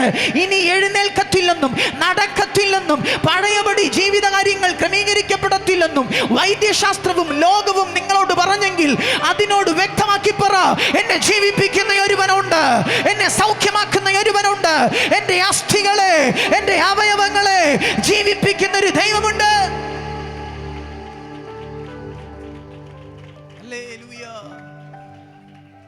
ജീവിപ്പിക്കാൻ കർത്താവിന് കഴിയും. ചില വർഷങ്ങൾക്ക് മുമ്പ് യൂറോപ്യൻ രാജ്യത്തിനകത്ത് ഒരു ഇന്റർനാഷണൽ സഭയ്ക്കകത്ത് നടന്ന ഒരു ജീവിതാനുഭവം, ഒരു സാക്ഷി ഞാൻ ഇങ്ങനെ കേട്ടിട്ടുണ്ട്. ആ ജീവിതാനുഭവം ഇങ്ങനെയാണ്. ആ ചർച്ചിനകത്തൊരു സഹോദരി തൻ്റെ ശരീരത്തിൽ ക്യാൻസർ എന്ന രോഗവുമായി വന്ന് ആ ദൈവദാസനോട് പ്രാർത്ഥിക്കാൻ പറഞ്ഞു. ശക്തമായി ദൈവദാസനെ, എനിക്ക് വേണ്ടി പ്രാർത്ഥിക്കണം, എൻ്റെ ശരീരത്തിൽ ബോൺ ക്യാൻസറാണ്, അസ്ഥികൾക്ക് ക്യാൻസറാണ്, എൻ്റെ ശരീരത്തിലെ അസ്ഥികൾ ദ്രവിച്ച് ദ്രവിച്ച് ദ്രവിച്ച് പൊടിഞ്ഞു പോകുന്ന അവസ്ഥയാണ്, എനിക്ക് എഴുന്നേൽക്കാനോ നടക്കാനോ ഒന്നും കഴിയാത്തൊരവസ്ഥ, എനിക്ക് വേണ്ടി പ്രാർത്ഥിക്കണം. ഡോക്ടർമാർ എനിക്ക് നൽകിയ ജീവിതായുസ് 3 മാസമാണ്. 3 മാസത്തിനകത്ത് മരിക്കുമെന്നുള്ള റിപ്പോർട്ട് അവർ നൽകിയിട്ടുണ്ട്. എൻ്റെ ശരീരത്തിൽ ഒരു അസ്ഥികൾക്കും ബലമില്ല, എൻ്റെ കാലുകൾക്ക് ബലമില്ല, കൈകൾക്ക് ബലമില്ല, പൊടിഞ്ഞു പോകുന്നത് പോലുള്ള രോഗമാണ് എന്നെ കാർന്നുകൊണ്ടിരിക്കുന്നത്, എനിക്ക് വേണ്ടി പ്രാർത്ഥിക്കണം. ആ ദൈവദാസൻ ശക്തമായ സഹോദരിക്ക് വേണ്ടി പ്രാർത്ഥിച്ചു. ആ പ്രാർത്ഥന കഴിഞ്ഞ് പിറ്റേ സൺഡേ വർഷിപ്പ് ആ പ്രാർത്ഥന ഹാളിൽ നടക്കുമ്പോൾ ഏറ്റവും പുറകിൽ ആ സഹോദരി ഇരിക്കുകയാണ്. ആമേൻ. എല്ലാവരും ഒരു നിമിഷം എഴുന്നേറ്റ് ആത്മനിറവിൽ ആരാധിച്ചു കൊണ്ടിരിക്കുമ്പോൾ ഏറ്റവും പുറകിൽ നിൽക്കുന്ന ആ സഹോദരി എഴുന്നേൽക്കാൻ കഴിയുന്നില്ലെങ്കിലും വേച്ച് വിറച്ച് പതിയെ എഴുന്നേറ്റു. നിൽക്കുമ്പോൾ അവളുടെ കാലുകൾ വല്ലാതെ വിറങ്ങലിക്കുന്നുണ്ട്, ശരീരത്തിൽ ആകമാനം പിരിമുറുക്കം അനുഭവിക്കുന്നുണ്ട്. ഇപ്പോൾ വീണുപോകുമെന്ന് തോന്നുന്നെങ്കിലും പുള്ളിക്കാരി അവിടെ പിടിച്ചിങ്ങനെ നിൽക്കുകയാണ്. ചില സെക്കൻഡ് കഴിഞ്ഞപ്പോൾ അവൾ ഒരു ദർശനം കണ്ടു. ആ ദർശനം ഇങ്ങനെയാണ്: പ്ലാറ്റ്ഫോമിൽ നിന്ന് ശുശ്രൂഷിക്കുന്ന ദൈവദാസന്റെ വലതുഭാഗത്ത് വെണ്മവസ്ത്രധാരിയായ ഒരു മനുഷ്യൻ ഇറങ്ങി വന്നിരിക്കുന്നു. ആ വെണ്മവസ്ത്രധാരിയായ മനുഷ്യൻ പ്ലാറ്റ്ഫോമിൽ അങ്ങോട്ടും ഇങ്ങോട്ടും ഇങ്ങനെ നടക്കുകയാണ്. ഇങ്ങനെ നടന്നിട്ട് ആ മനുഷ്യൻ പ്ലാറ്റ്ഫോമിൽ നിന്ന് താഴെ ഇറങ്ങിയിട്ട് വലതും ഇടതും ആൾക്കാർ നിന്ന് ആത്മാവിൽ ആരാധിക്കുന്നുണ്ട്. അവരെ ആരെയും ശ്രദ്ധിക്കാതെ ആ വെണ്മവസ്ത്രധാരിയായ മനുഷ്യൻ തൻ്റെ അരികിലേക്ക് നടന്നു വരുന്നതായി അവൾക്ക് തോന്നി. അവൾക്ക് മനസ്സിലായി ഈ മനുഷ്യൻ തന്നെ തേടിയാണ് വരുന്നത്. ആ മനുഷ്യൻ മുമ്പിലേക്ക് നടന്നു വന്നിട്ട് നിൽക്കുന്ന, പിടിച്ചു വേച്ച് പറച്ച് നിൽക്കുന്ന തൻ്റെ ശിരസിൻ്റെ മേൽ ആ കരത്തെ വച്ചു. ആ വയ്ക്കപ്പെട്ട കരത്തിൻ്റെ സ്പർശനം മാത്രമേ അവൾക്ക് ഓർമ്മയുള്ളൂ. ആ സെക്കൻഡിൽ അവൾ താഴേക്ക് വീണ് അടുത്ത സെക്കൻഡിൽ അവൾ ചാടി എഴുന്നേറ്റു. അവൾക്കൊരു കാര്യം മനസ്സിലായി: ഞാൻ വീണത് പിരിമുറുക്കമുള്ള അസ്ഥികളോടെയാണെങ്കിൽ ഇപ്പോൾ എഴുന്നേറ്റപ്പോൾ എൻ്റെ കൈകൾക്കും കാലുകൾക്കും എന്തോ ബലമുള്ളതുപോലെ, എൻ്റെ ശിരസിനകത്ത് എന്തോ അഭിഷേകമുള്ളതുപോലെ, എൻ്റെ അവയവങ്ങൾക്കകത്ത് എന്തോ ബലമുള്ളതുപോലെ അവൾക്ക് മനസ്സിലായി. എൻ്റെ ശരീരത്തിൽ ദൈവ സൗഖ്യം വ്യാപരിച്ചിട്ടുണ്ട്, അഭിഷേകം വ്യാപരിച്ചിട്ടുണ്ട്, എൻ്റെ ദൈവം എന്നെ സുഖപ്പെടുത്തിയിട്ടുണ്ട്.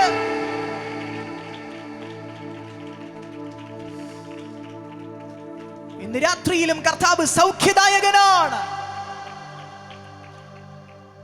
ആ അനുഭവം തൻ്റെ ശരീരത്തിൽ ആകമാനം ഒരു ശക്തി പകർന്നു. പിറ്റേന്ന് തന്നെ ചികിത്സിച്ച് തനിക്ക് ട്രീറ്റ്മെൻറ്റ് ചെയ്യുന്ന ഡോക്ടേഴ്സിൻ്റെ അടുക്കൽ ചെന്നിട്ട് അവൾ ഈ നടന്ന കാര്യങ്ങളൊക്കെ പറഞ്ഞു. അവർ അന്നുകൂടെ ചെക്കപ്പ് ചെയ്തിട്ട് പിന്നെ റിപ്പോർട്ട് എടുത്ത് ആ സഹോദരിയോട് ചോദിച്ചു: നിന്റെ ശരീരത്തിൽ ഇന്നിന്ന ഭാഗത്ത് വേദന ഉണ്ടായിരുന്നില്ലേ? അതെ ഉണ്ടായിരുന്നു. ഇപ്പോൾ അതുണ്ടോ? ഇല്ല. നിന്റെ ശരീരത്തിൽ ക്യാൻസറിന്റെ ഒരു വേര് പോലും ഇല്ല. നിന്റെ ശരീരം ഒരു പുതുക്കപ്പെട്ട ശരീരമായി തീർന്നിട്ടുണ്ട്. എന്തോ അവസ്ഥാന്തരം, എന്തോ മാറ്റം നിന്റെ ശരീരത്തിൽ സംഭവിച്ചിട്ടുണ്ട്. പൊടിയുന്ന അസ്ഥികൾക്ക് പകരം ബലമുള്ള അസ്ഥി നിന്റെ ശരീരത്തിൽ ഉരുവാക്കപ്പെട്ടിട്ടുണ്ട്. ഇന്ന് രാത്രി എന്നെ കേൾക്കുന്ന ദൈവമക്കളെ, എന്നെ കേൾക്കുന്ന വ്യക്തി ജീവിതമേ, മെഡിക്കൽ സയൻസിനും ഡോക്ടേഴ്സിനും നമ്മുടെ ആന്തരിക അവയവങ്ങളെ നെറ്റും ബോൾട്ടും ഇട്ടൊക്കെ ക്രമീകരിക്കാനേ കഴിയത്തുള്ളൂ. എന്നാൽ സ്വർഗത്തിലെ ദൈവത്തിന് അതിനെ റീപ്ലേസ്മെന്റ് ചെയ്യാൻ കഴിയും. എന്താണോ നഷ്ടപ്പെട്ടത് അതിനെ മാറ്റിവെക്കാൻ പുതിയതിനെ വച്ചു തരാൻ വിശ്വസിക്കുന്ന ദൈവമക്കളെ ഓർത്തു ദൈവത്തെ സ്തുതിക്കുകയാണ്. Praise the lord, hallelujah. അപ്പോൾ ആ മനുഷ്യൻ എഴുന്നേറ്റു. 38 വർഷമായി തൻ്റെ ജീവിതം, തൻ്റെ ശരീരം നിർജീവത്വമായിരുന്നു. കർത്താവിൻ്റെ ഒറ്റ വാക്കിൻ മുമ്പിൽ താൻ ചാടി എഴുന്നേറ്റു. ആ എഴുന്നേൽക്കുന്ന ആ സാഹചര്യത്തിൽ ഒരു കാര്യം കൂടെ, കർത്താവിൻ്റെ വാക്ക് കേട്ട് അവൻ എഴുന്നേൽക്കാൻ മനസ്സ് വെച്ചു എന്നുള്ളതാണ്. എന്നെ കേൾക്കുന്ന പ്രിയപ്പെട്ടവരെ, 38 വർഷമായി ഒരേ കിടക്കയിൽ കിടക്കുന്ന ഒരു മനുഷ്യന് എഴുന്നേൽക്കാൻ വഹിയുന്നതാണോ? എഴുന്നേൽപ്പാൻ കഴിയുന്നതാണോ? 38 വർഷം പോട്ടെ, 10 വർഷമായി ഒരേ കിടപ്പ് കിടക്കുന്ന ഒരു വ്യക്തിക്ക് പെട്ടെന്നൊന്നും ചാടി എഴുന്നേൽക്കാൻ? 10 വർഷം പോട്ടെ, 5 വർഷമായി കിടക്കുന്ന വ്യക്തിക്ക്, 5ഉം പോട്ടെ, 1 വർഷമായി ഒരേ കിടപ്പ് കിടക്കുന്ന ഒരു വ്യക്തിക്ക് പെട്ടെന്നൊരു മാത്രയിൽ ചാടി എഴുന്നേൽക്കുക അസാധ്യമാണ്. ഈ നമ്മുടെ കരമില്ലേ, നമ്മുടെ കൈ, 1-2 മാസത്തേക്ക് ഇതിന് ചലനമില്ലെങ്കിൽ ആ കൈ ക്ഷയിച്ചു പോകും. പിന്നെയും മാസങ്ങൾ കഴിഞ്ഞാൽ ആ കരം ബലഹീനപ്പെടും, മറ്റേ കരത്തിനേക്കാളും ചെറുതാകും, എല്ലും തോലുമാകും. ബ്ലഡ് ഓട്ടമില്ലാത്ത, രക്തയോട്ടമില്ലാത്ത അവയവങ്ങൾ ചുളുങ്ങി ചെറുതായി പിന്നെ ഒരു ബലവും ഇല്ലാത്ത അവസ്ഥയിലേക്ക് എത്തും. ഇതാ മനുഷ്യ ശരീരത്തിന്റെ ഘടന. ഈ മനുഷ്യൻ കിടക്കുന്നത് 6 മാസമായിട്ടല്ല, 1 വർഷമായിട്ടല്ല, 10 വർഷമായിട്ടല്ല, 38 വർഷമായി തൻ്റെ ശരീരത്തിൽ ഒരു അനക്കമില്ല, തൻ്റെ കൈകാലുകൾക്കൊരു അനക്കമില്ല, തൻ്റെ ശരീരത്തിലൊരു ജീവത്വമില്ല. നിർജീവമായി, ഒരു നിർജീവ ശരീരമായി കിടക്കുന്ന മനുഷ്യൻ പെട്ടെന്നൊരു മാത്രയിൽ കേട്ട ശബ്ദത്തിൽ തൻ്റെ കാലുകളെ ചലിപ്പിക്കാൻ തുടങ്ങിയെങ്കിൽ ഇന്ന് രാത്രി പറ്റത്തില്ലെന്ന് തോന്നുന്ന കാര്യങ്ങൾ എന്നോട് പറഞ്ഞ നിമിത്തം എനിക്ക് കഴിയുമെന്ന് വിശ്വസിക്കുന്ന ദൈവമക്കളെ ഓർത്ത് ഞാൻ ദൈവത്തെ സ്തുതിക്കുകയാണ്. മനുഷ്യബുദ്ധി കൊണ്ട് അസാധ്യമാണ്, മനുഷ്യബുദ്ധി കൊണ്ട് കഴിയാത്തതാണ്. എന്നാൽ എന്നെ പറഞ്ഞവനിലൂടെ I can do all things through Jesus Christ, എന്നെ ശക്തനാക്കുന്നവനിലൂടെ. ആമേൻ പറയുന്ന ദൈവമക്കളെ ഓർത്ത് ഞാൻ ദൈവത്തെ സ്തുതിക്കുകയാണ്. കഴിയത്തില്ലെന്ന് ശത്രുവും മനുഷ്യനും നിന്നോട് പറയുന്നത് ഇന്ന് രാത്രി കർത്താവിന്റെ നാമത്തിൽ പറ, എന്റെ യേശുവിനാൽ എനിക്ക് ചെയ്യാൻ കഴിയും. പഠിക്കാൻ ബുദ്ധിയില്ലെന്ന് അപ്പനമ്മമാർ പറഞ്ഞാലും, അധ്യാപകർ പറഞ്ഞാലും, ഇനി നടക്കുമെന്ന് തോന്നുന്നില്ല മോളെ മോനെ എന്ന് പറഞ്ഞാലും ധൈര്യത്തോടെ പറ, എന്റെ കർത്താവിനാൽ എനിക്കത് കഴിയും. എന്റെ ബുദ്ധിയെ തുറക്കാൻ, ജ്ഞാനത്തെ തുറക്കാൻ, എന്റെ ശരീരത്തെ ബലപ്പെടുത്താൻ, എന്നെ എന്തുമാക്കി തീർക്കാൻ എന്റെ യേശുവിന് കഴിയുമെന്ന് ഇന്ന് രാത്രി വിശ്വസിക്കുന്നവർ ദൈവത്തിന് മഹത്വം കൊടുക്ക്. നാളുകളുടെ സങ്കീർണതകളെ നോക്കി ഭയപ്പെട്ടിരിക്കാതെ, പ്രശ്നങ്ങളുടെ കൂമ്പാരത്ത് നോക്കി പേടിച്ചിരിക്കാതെ ആത്മനിറവോടെ ശബ്ദമുയർത്തി പറ, എന്റെ ദൈവത്താൽ എനിക്ക് ജീവനുണ്ടാകും, എന്റെ ദൈവത്താൽ എനിക്ക് ജീവനുണ്ടാകും. ഇന്ന് രാത്രി ഈ വചന വെളിപ്പാട് ഏതൊക്കെയോ തലമുറകളെ തൊടുകയാണ്. എസ്പെഷ്യലി ദൈവാത്മാവ് അങ്ങനെ തന്നെ പറയുന്നു, ചില തലമുറകളുടെ മേൽ ദൈവത്തിന്റെ അഭിഷേകം വീഴുകയാണ്. മാതാപിതാക്കൾ ചിന്തിക്കുന്നതിനപ്പുറത്ത്, അധ്യാപകർ ചിന്തിക്കുന്നതിനപ്പുറത്ത്, കൂട്ടുകാരും സഹപാഠികളും ചിന്തിക്കുന്നതിനപ്പുറത്ത് നിന്റെ മേലൊരു പരിജ്ഞാനം, ഒരു ജ്ഞാനം പരിശുദ്ധാത്മാവ് കൈമാറുകയാണ്. ബുദ്ധിമണ്ഡലങ്ങളെ തുറക്കുന്ന, ഭാവികളെ അനുഗ്രഹമാക്കി തീർക്കുന്ന, ജീവിതത്തെ പുതുമയുള്ളതാക്കി തീർക്കുന്ന പരിശുദ്ധാത്മാവിന്റെ അഭിഷേകം ഇന്ന് രാത്രി കുഞ്ഞേ നിന്റെ മേലത് വീഴുകയാണ്, ഒരു മഞ്ഞു പെയ്തിറങ്ങുന്നത് പോലെ. പ്രാപിക്ക്, ദൈവശക്തി പ്രാപിക്ക്, ദൈവശക്തി പ്രാപിക്ക്. സ്വർഗത്തിന്റെ കിളിവാതിൽ തുറന്ന് പരിശുദ്ധാത്മാവിന്റെ അഭിഷേകം ഇറങ്ങി വരട്ടെ. ഒരാത്മമഴ പെയ്തിറങ്ങുന്നത് പോലെ അത് ശരീരത്തിൽ അത് വ്യാപരിക്കട്ടെ. ഇന്ന് പകലത് ഇന്ന് രാത്രി അത് വ്യാപരിക്കുകയാണ്. ഈ ടെന്റിനകത്ത് ആ വ്യാപാരം ഉണ്ടാകുകയാണ്. ദേശതലങ്ങളിൽ അങ്ങയോളം ഇങ്ങയോളം ദൈവശക്തിയുടെ വ്യാപാരം ശലിക്കപ്പെടുകയാണ്.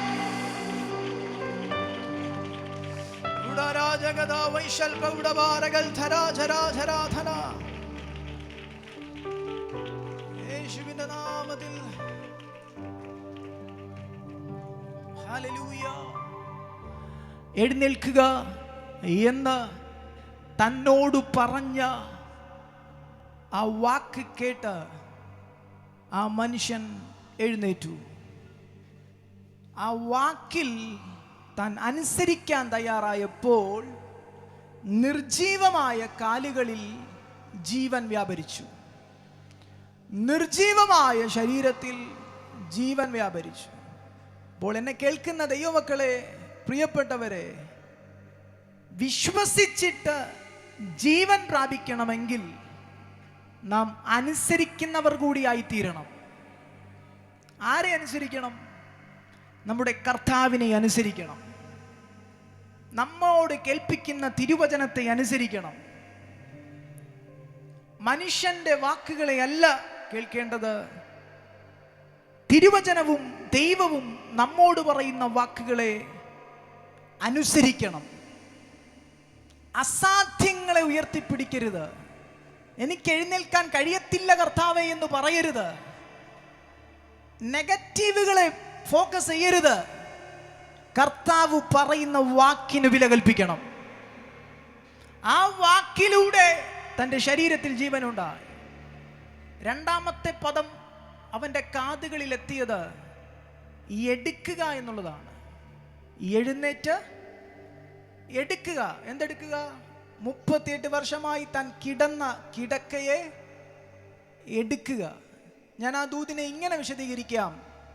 ഇന്നലകളിൽ പോകേണ്ടി വന്ന കഷ്ടതകളെ ചലഞ്ചായി എടുക്കുക. ചലഞ്ചായി എടുക്കുക. നേരിടേണ്ടി വരുന്ന പ്രശ്നങ്ങളെ ചലഞ്ചായി എടുക്കുക. വിരോധമായി എഴുന്നേൽക്കുന്ന വിരോധികളെയും അപമാനങ്ങളെയും ആരോപണങ്ങളെയും ചലഞ്ചായി ഏറ്റെടുക്കുക, വെല്ലുവിളിയായി ഏറ്റെടുക്കുക. അതിനെ ധൈര്യസമേതം അഭിമുഖീകരിക്കുക. ഇന്നലെ വരെ ചെയ്യാത്ത അസാധാരണ ശുശ്രൂഷ, ഇന്നലെ വരെ കാണാത്ത അസാധാരണ മഹത്വം നിങ്ങളിലൂടെ ദേശത്തു ദൈവം വെളിപ്പെടുത്തും. വരുന്ന സകലതിനെയും ചലഞ്ചായി ഏറ്റെടുക്കാൻ, പ്രശ്നങ്ങളെ ചലഞ്ചായി എടുക്കാൻ.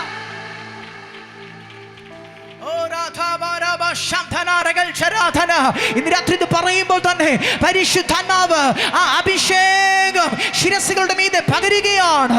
കാണുന്ന ചില വിരോധികളെയും ആരോപണങ്ങളെയും അപമാനങ്ങളെയും കഷ്ടതകളെയും കണ്ണീർ കയങ്ങളെയും ചലഞ്ചായി ഏറ്റെടുത്ത് ആത്മനിറവോടെ മുമ്പിലേക്ക് സഞ്ചരിക്കാം.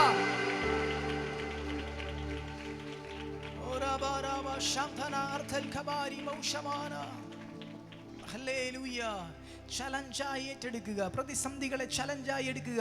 നമ്മോട് കൂടെ നിൽക്കാൻ ഒരു കർത്താവ് ഉള്ളപ്പോൾ എന്തിനാ ഭയപ്പെടുന്നത്? കർത്താവ് കൂടുള്ളപ്പോൾ എന്തിനാ പേടിക്കുന്നത്? കഷ്ടതകളുടെ മുമ്പിൽ വിറങ്ങലിച്ചും വേദനിച്ചും എങ്ങനെയും ജീവിതകാലം കഴിച്ചു തീർക്കാൻ ആഗ്രഹിക്കാതെ ജയത്തോടെ ഞാൻ യേശുവിനാൽ നടക്കുമെന്ന് പറ. യേശുവിനാൽ ഞാൻ ജീവിക്കും. ഒരു പട്ടണത്തിനകത്ത് പ്രസിദ്ധനായ ഒരു ഗായകൻ ഉണ്ടായിരുന്നു. ഹിലേരി എന്ന് പറയുന്ന സുപ്രസിദ്ധനായ ഒരു ഗായകൻ. അദ്ദേഹം എവിടെ ഗാനമാലപിക്കാൻ എത്തിയാലും ഒത്തിരി ജനക്കൂട്ടം തന്നെ തേടി വരും. ഒരു സമയത്ത് വിചാരിക്കാത്തൊരു നേരം തൻ്റെ പൊന്നോമന പുത്രൻ ഒരു ആക്സിഡൻറ്റിൽ ഈ ലോകം വിട്ടുപോയി. അദ്ദേഹത്തിന് വിഷമം സഹിക്കവയ്യാതെയായി. ഏറ്റവും അധികം ഈ ഭൂമിയിൽ താൻ സ്നേഹിച്ചത് തൻ്റെ ഏക മകനെയാണ്. അകാലത്തിലുള്ള മകൻ്റെ മരണം തന്നെ വല്ലാതെ നടുക്കി. ഒരു പ്രഭാതത്തിൽ ആ വേദനയെ സഹിച്ച് താൻ തൻ്റെ മുറിക്കകത്തിങ്ങനെ ഇരിക്കുകയാണ്. തൻ്റെ മുറിയിൽ ഇരിക്കുമ്പോൾ പെട്ടെന്ന് തൻ്റെ മനസ്സിലേക്ക് ഓടി വന്നൊരു ചിന്ത, മകനില്ലാത്ത ലോകത്ത് താനും വേണ്ട, എങ്ങനെയാലും ജീവിതം ഇപ്പോൾ തന്നെ അവസാനിപ്പിച്ച് കളയാമെന്നൊരു ചിന്ത തൻ്റെ ഹൃദയത്തിലേക്ക് ഓടി വന്നു. അടുത്തൊരു ചിന്ത കൂടെ വന്നു, അല്ല, ജീവിതം അങ്ങനെ ഓടി ഒളിക്കാനുള്ളതല്ല. മകൻ പോയി, ആ സങ്കടത്തിൽ നീറി നീറി ജീവിക്കാം. പിന്നെയും പെട്ടെന്നൊരു നിയോഗം അദ്ദേഹത്തിനുണ്ടായി. തൻ്റെ മേശയുടെ പുറത്തിരുന്നൊരു ലഘുലേഖ തൻ്റെ കൈനീട്ടി താൻ എടുത്തു. ആ ലഘുലേഖയിൽ ഇങ്ങനൊരു വാക്യം എഴുതിയേക്കുന്നു: ഞാൻ നിങ്ങളെ അനാഥരായി വിടുകയില്ല, ഞാൻ ജീവിക്കുന്നത് കൊണ്ട് നിങ്ങളും ജീവിക്കും. താൻ പിന്നെയും അത് വായിച്ചു: ഞാൻ നിങ്ങളെ അനാഥരായി വിടുകയില്ല, ഞാൻ ജീവിക്കുന്നത് കൊണ്ട് നിങ്ങളും ജീവിക്കും. ആ ലഘുലേഖ ആകെ വായിച്ചപ്പോൾ തനിക്ക് മനസ്സിലായി, ഇത് പറഞ്ഞത് യേശു കർത്താവാണ്. ഇത് പറഞ്ഞവന് തൻ്റെ ജീവിതത്തെ ജയമുള്ളതാക്കി തീർക്കാൻ കഴിയുമെന്ന് താൻ വിശ്വസിച്ചു. താൻ ആ പ്രഭാതത്തിൽ കർത്താവിൻ്റെ സന്നിധിയിൽ പറഞ്ഞു: കർത്താവേ, എൻ്റെ മകന് വേണ്ടിയാണ് ഞാൻ ഇന്ന് വരെ ജീവിച്ചത്. മകനില്ലാത്ത ലോകത്തിൽ എനിക്കും ജീവിക്കാൻ താല്പര്യമില്ലായിരുന്നു. പക്ഷേ എന്നെ കേൾപ്പിച്ച 2 വാക്കുകൾ: ഞാൻ ജീവിക്കുന്നത് കൊണ്ട് നിങ്ങളും ജീവിക്കും. അങ്ങ് ജീവിക്കുന്നവനാകയാൽ ഈ ഭൂമിയുടെ പരപ്പിൽ എനിക്ക് വെച്ചിരിക്കുന്ന ജീവിതം ഞാനും ജയത്തോടെ കഴിച്ചു തീർക്കാൻ ആഗ്രഹിക്കുന്നു. എന്നെ ശക്തീകരിക്കണമേ. എന്തെന്നില്ലാത്തൊരു സമാധാനം പെട്ടെന്ന് അദ്ദേഹത്തിൻ്റെ ഹൃദയത്തിലോട്ട് വന്നു. തൻ്റെ ഒരു സ്നേഹിതൻ തന്നെ പെട്ടെന്ന് ഫോണിൽ വിളിച്ചു: ഒരു പ്രോഗ്രാം വൈകിട്ടുണ്ട്, നീ പാടുകയൊന്നും വേണ്ട, വിഷമത്തിലല്ലേ, ഒന്ന് ആ യോഗത്തിൽ കൂടെ പങ്കെടുക്കാമോ? തൻ്റെ കൂട്ടുകാരൻ വിളിച്ചതിൻ്റെ പശ്ചാത്തലത്തിൽ താൻ ആ വൈകുന്നേരത്തെ പരിപാടിക്ക് ചെന്നു. താൻ പരിപാടിക്ക് അവിടെ ചെന്നിരിക്കുമ്പോൾ അക്രൈസ്തവർ നിറഞ്ഞിരിക്കുന്നൊരു യോഗമാണ്. അവിടെ ഏറ്റവും പുറകിലിരിക്കുന്ന ഈ മനുഷ്യൻ ആരാണെന്ന് പെട്ടെന്ന് തന്നെ എല്ലാവർക്കും ബോധ്യപ്പെട്ടു. എല്ലാവർക്കും മനസ്സിലായി, പ്രസിദ്ധനായ ഗായകനാണ്. എല്ലാവരുടെയും അഭിപ്രായം ഒരു പാട്ടെങ്കിലും അദ്ദേഹം പാടണം. എല്ലാവരുടെയും നിർബന്ധത്തിന് വഴങ്ങി അദ്ദേഹം സ്റ്റേജിലേക്ക് കയറി. സ്റ്റേജിൽ കയറിയിട്ട് അദ്ദേഹം മൈക്കെടുത്ത് കയ്യിൽ വെച്ചിട്ട് പറഞ്ഞു: നിങ്ങളോട് നല്ലൊരു പാട്ട് പാടാനുള്ള അന്തരീക്ഷത്തിലൊന്നുമല്ല ഞാൻ. തനിക്ക് പറ്റിയ അവസ്ഥ പറഞ്ഞു. എൻ്റെ മകൻ കഴിഞ്ഞ നാളുകളിൽ ലോകം വിട്ടുപോയി, അതിൻ്റെ വേദനയിലായിരുന്നു ഞാൻ. നിങ്ങളോട് പാടാനുള്ള അന്തരീക്ഷമല്ല എനിക്ക്. എങ്കിലും ഞാൻ ഇവിടെ കയറി വന്നത് ഒരു ചെറിയൊരു മെസ്സേജ് നിങ്ങളോട് പറയണമെന്നുള്ള ആഗ്രഹത്തിലാണ്. എൻ്റെ മകൻ മരിച്ചതിൻ്റെ ആ ദിവസങ്ങളിൽ ഒരു പ്രഭാതത്തിൽ മരിച്ചാൽ കൊള്ളാമെന്ന ചിന്തയോടെ ഞാൻ എൻ്റെ റൂമിനകത്തായിരുന്നു. ഞാൻ മുറിക്കകത്തിരിക്കുമ്പോൾ 3 വഴികൾ എൻ്റെ മുമ്പിലുണ്ടായിരുന്നു. 3 വഴികൾ. ആ 3 വഴികളിൽ 1 എങ്ങനെയും മരിക്കുക, 2 നീറി നീറി സങ്കടത്തിൽ ജീവിക്കുക, 3 എൻ്റെ കയ്യിൽ കിട്ടിയ ലഘുലേഖയിൽ പറഞ്ഞതുപോലെ എനിക്ക് വേണ്ടി ജീവിക്കുന്നവനുള്ളത് കൊണ്ട് ഞാനും ജീവിക്കുക. ഞാൻ തിരഞ്ഞെടുത്തത് 3ാമത്തെ വഴിയാണ്. സങ്കടപ്പെട്ട് നീറി നീറി ജീവിക്കാനോ എൻ്റെ മകൻ പോയതുപോലെ ജീവിതം എങ്ങനെയും ഓടി അവസാനിപ്പിച്ച് കളയാനോ ഞാൻ തീരുമാനിച്ചില്ല. എൻ്റെ യേശു എനിക്ക് വേണ്ടി ജീവിക്കുന്നത് കൊണ്ട് ഞാനും ജീവിക്കുമെന്ന ആ മാർഗം ഞാൻ തിരഞ്ഞെടുത്തു. ഇപ്പോൾ ഞാൻ സന്തുഷ്ടനാണ്, സമാധാനമുള്ളവനാണ്. എന്തെന്നില്ലാത്തൊരാശ്വാസം എൻ്റെ ഹൃദയത്തിലുണ്ട്. ഇന്ന് രാത്രി പറഞ്ഞതിൻ്റെ താല്പര്യം, സങ്കടങ്ങളെ ഓർത്ത് നീറി നീറി ജീവിക്കാതെ, പ്രശ്നങ്ങളെ ഓർത്തോർത്ത് ജീവിക്കാതെ, പ്രതിസന്ധികൾക്കകത്ത് ആഴ്ന്നു പോകാതെ നമുക്ക് വേണ്ടി ജീവിക്കുന്ന ഒരു കർത്താവ് ഉള്ളവനാകയാൽ അനാഥരായി വിടുകയില്ല എന്ന് പറഞ്ഞവന്റെ ആ സ്നേഹത്തെ ഓർത്തുകൊണ്ട് അവൻ നമ്മെ ജീവിപ്പിക്കുന്നവനാണ്. കഷ്ടതകളെ ചലഞ്ചായി ഏറ്റെടുക്കുക, പ്രതിസന്ധികളെ ചലഞ്ചായി ഏറ്റെടുക്കുക. 3ാമത്തെ പദം കർത്താവ് അവനോട് പറയുന്നു: നടക്കുക. എഴുന്നേൽക്കുക, എടുക്കുക, നടക്കുക, മുമ്പിലേക്ക് നടക്കുക. ഇനിയും വീണ് കിടക്കരുത്. ജീവൻ തന്നതിൻ്റെ ഉദ്ദേശം ഇനി നടക്കാനാണ്. ഗോ ഫോർവേഡ്, മുമ്പിലേക്ക് പോകുക, മുമ്പിലേക്ക് പോകുക. ദൈവത്തിൻ്റെ ആത്മാവ് ആ ഒരു ശബ്ദം ദേശതലങ്ങളിൽ മുഴങ്ങി കേൾപ്പിക്കുമാറാക്കുകയാണ്. ദൈവം നിങ്ങളെക്കുറിച്ച് ഒരിക്കലും വീണ് കിടക്കാനോ പിറകിലേക്ക് പോകാനോ ആഗ്രഹിക്കുന്നില്ല. ദൈവത്തിൻ്റെ ഡിക്ഷണറിയിൽ പിറകിലേക്കെന്നൊരു വാക്കില്ല, മുമ്പിലേക്ക്. മുമ്പിൽ ചെങ്കടലാണെങ്കിലും ഇരു സൈഡിലും പർവ്വതമാണെങ്കിലും പിറകെ ശത്രു സൈന്യമാണെങ്കിലും ദൈവത്തിന് ജനത്തോട് പറയാനുള്ളത് മുമ്പോട്ട് പോകാനാണ്. ഇനി ഒരു തരത്തിലും മുമ്പോട്ട് പോകാൻ കഴിയത്തില്ലെന്ന് ചിന്തിച്ച് ആരെങ്കിലും എന്നെ കേൾക്കുന്നെങ്കിൽ മുമ്പിലേക്ക് വിശ്വാസ ചുവട് വയ്ക്കാൻ തയ്യാറാണോ? നിനക്ക് മുമ്പിൽ നീ അറിയാത്ത ചില വാതിലുകൾ, നീ അറിയാത്ത ചില വഴികൾ ദൈവം നിനക്ക് വേണ്ടി തുറന്നു തരുമെന്ന് പരിശുദ്ധാത്മാവ് നിങ്ങളോട് വ്യക്തമായി സംസാരിക്കുന്നു. ഇന്ന് രാത്രി ആത്മനിറവോടെ ശബ്ദമുയർത്തി പറ: എൻ്റെ കർത്താവിനാൽ ഞാൻ വിശ്വാസ ചുവടുകൾ മുമ്പിലേക്ക് തന്നെ വയ്ക്കും. ആമേൻ. വിശ്വസിച്ച് ജീവൻ പ്രാപിക്കുക. അപ്പോൾ 1ാമത്തെ വ്യക്തി 38 വർഷം രോഗമനുഭവിച്ച ആ പക്ഷപാതക്കാരനാണ്, ആ രോഗിയാണ് യേശുവിൽ നിന്ന് ജീവൻ പ്രാപിച്ചത്. 2ാമത്തെ വ്യക്തി പ്രഭാവം 8ാം അധ്യായത്തിലേക്ക് വരുമ്പോൾ നാം കാണുന്ന പാപിനിയായ സ്ത്രീയാണ്. ആ പാപിനിയായ സ്ത്രീയുടെ ജീവിതത്തിൽ വന്നുപോയ പാപം അവളുടെ ജീവിതത്തിൽ തിരശീല വിഴുമാറ് അതിനോട് ന്യായപ്രമാണവും നിയമസംഹിതകളും ചേർന്ന് നിൽക്കുന്നത് പോലെ അവളുടെ ജീവിതത്തെ അന്നേരം കീറിക്കളയാനുള്ള സാഹചര്യങ്ങളായിരുന്നു അവിടെ ഒരുക്കപ്പെട്ടത്.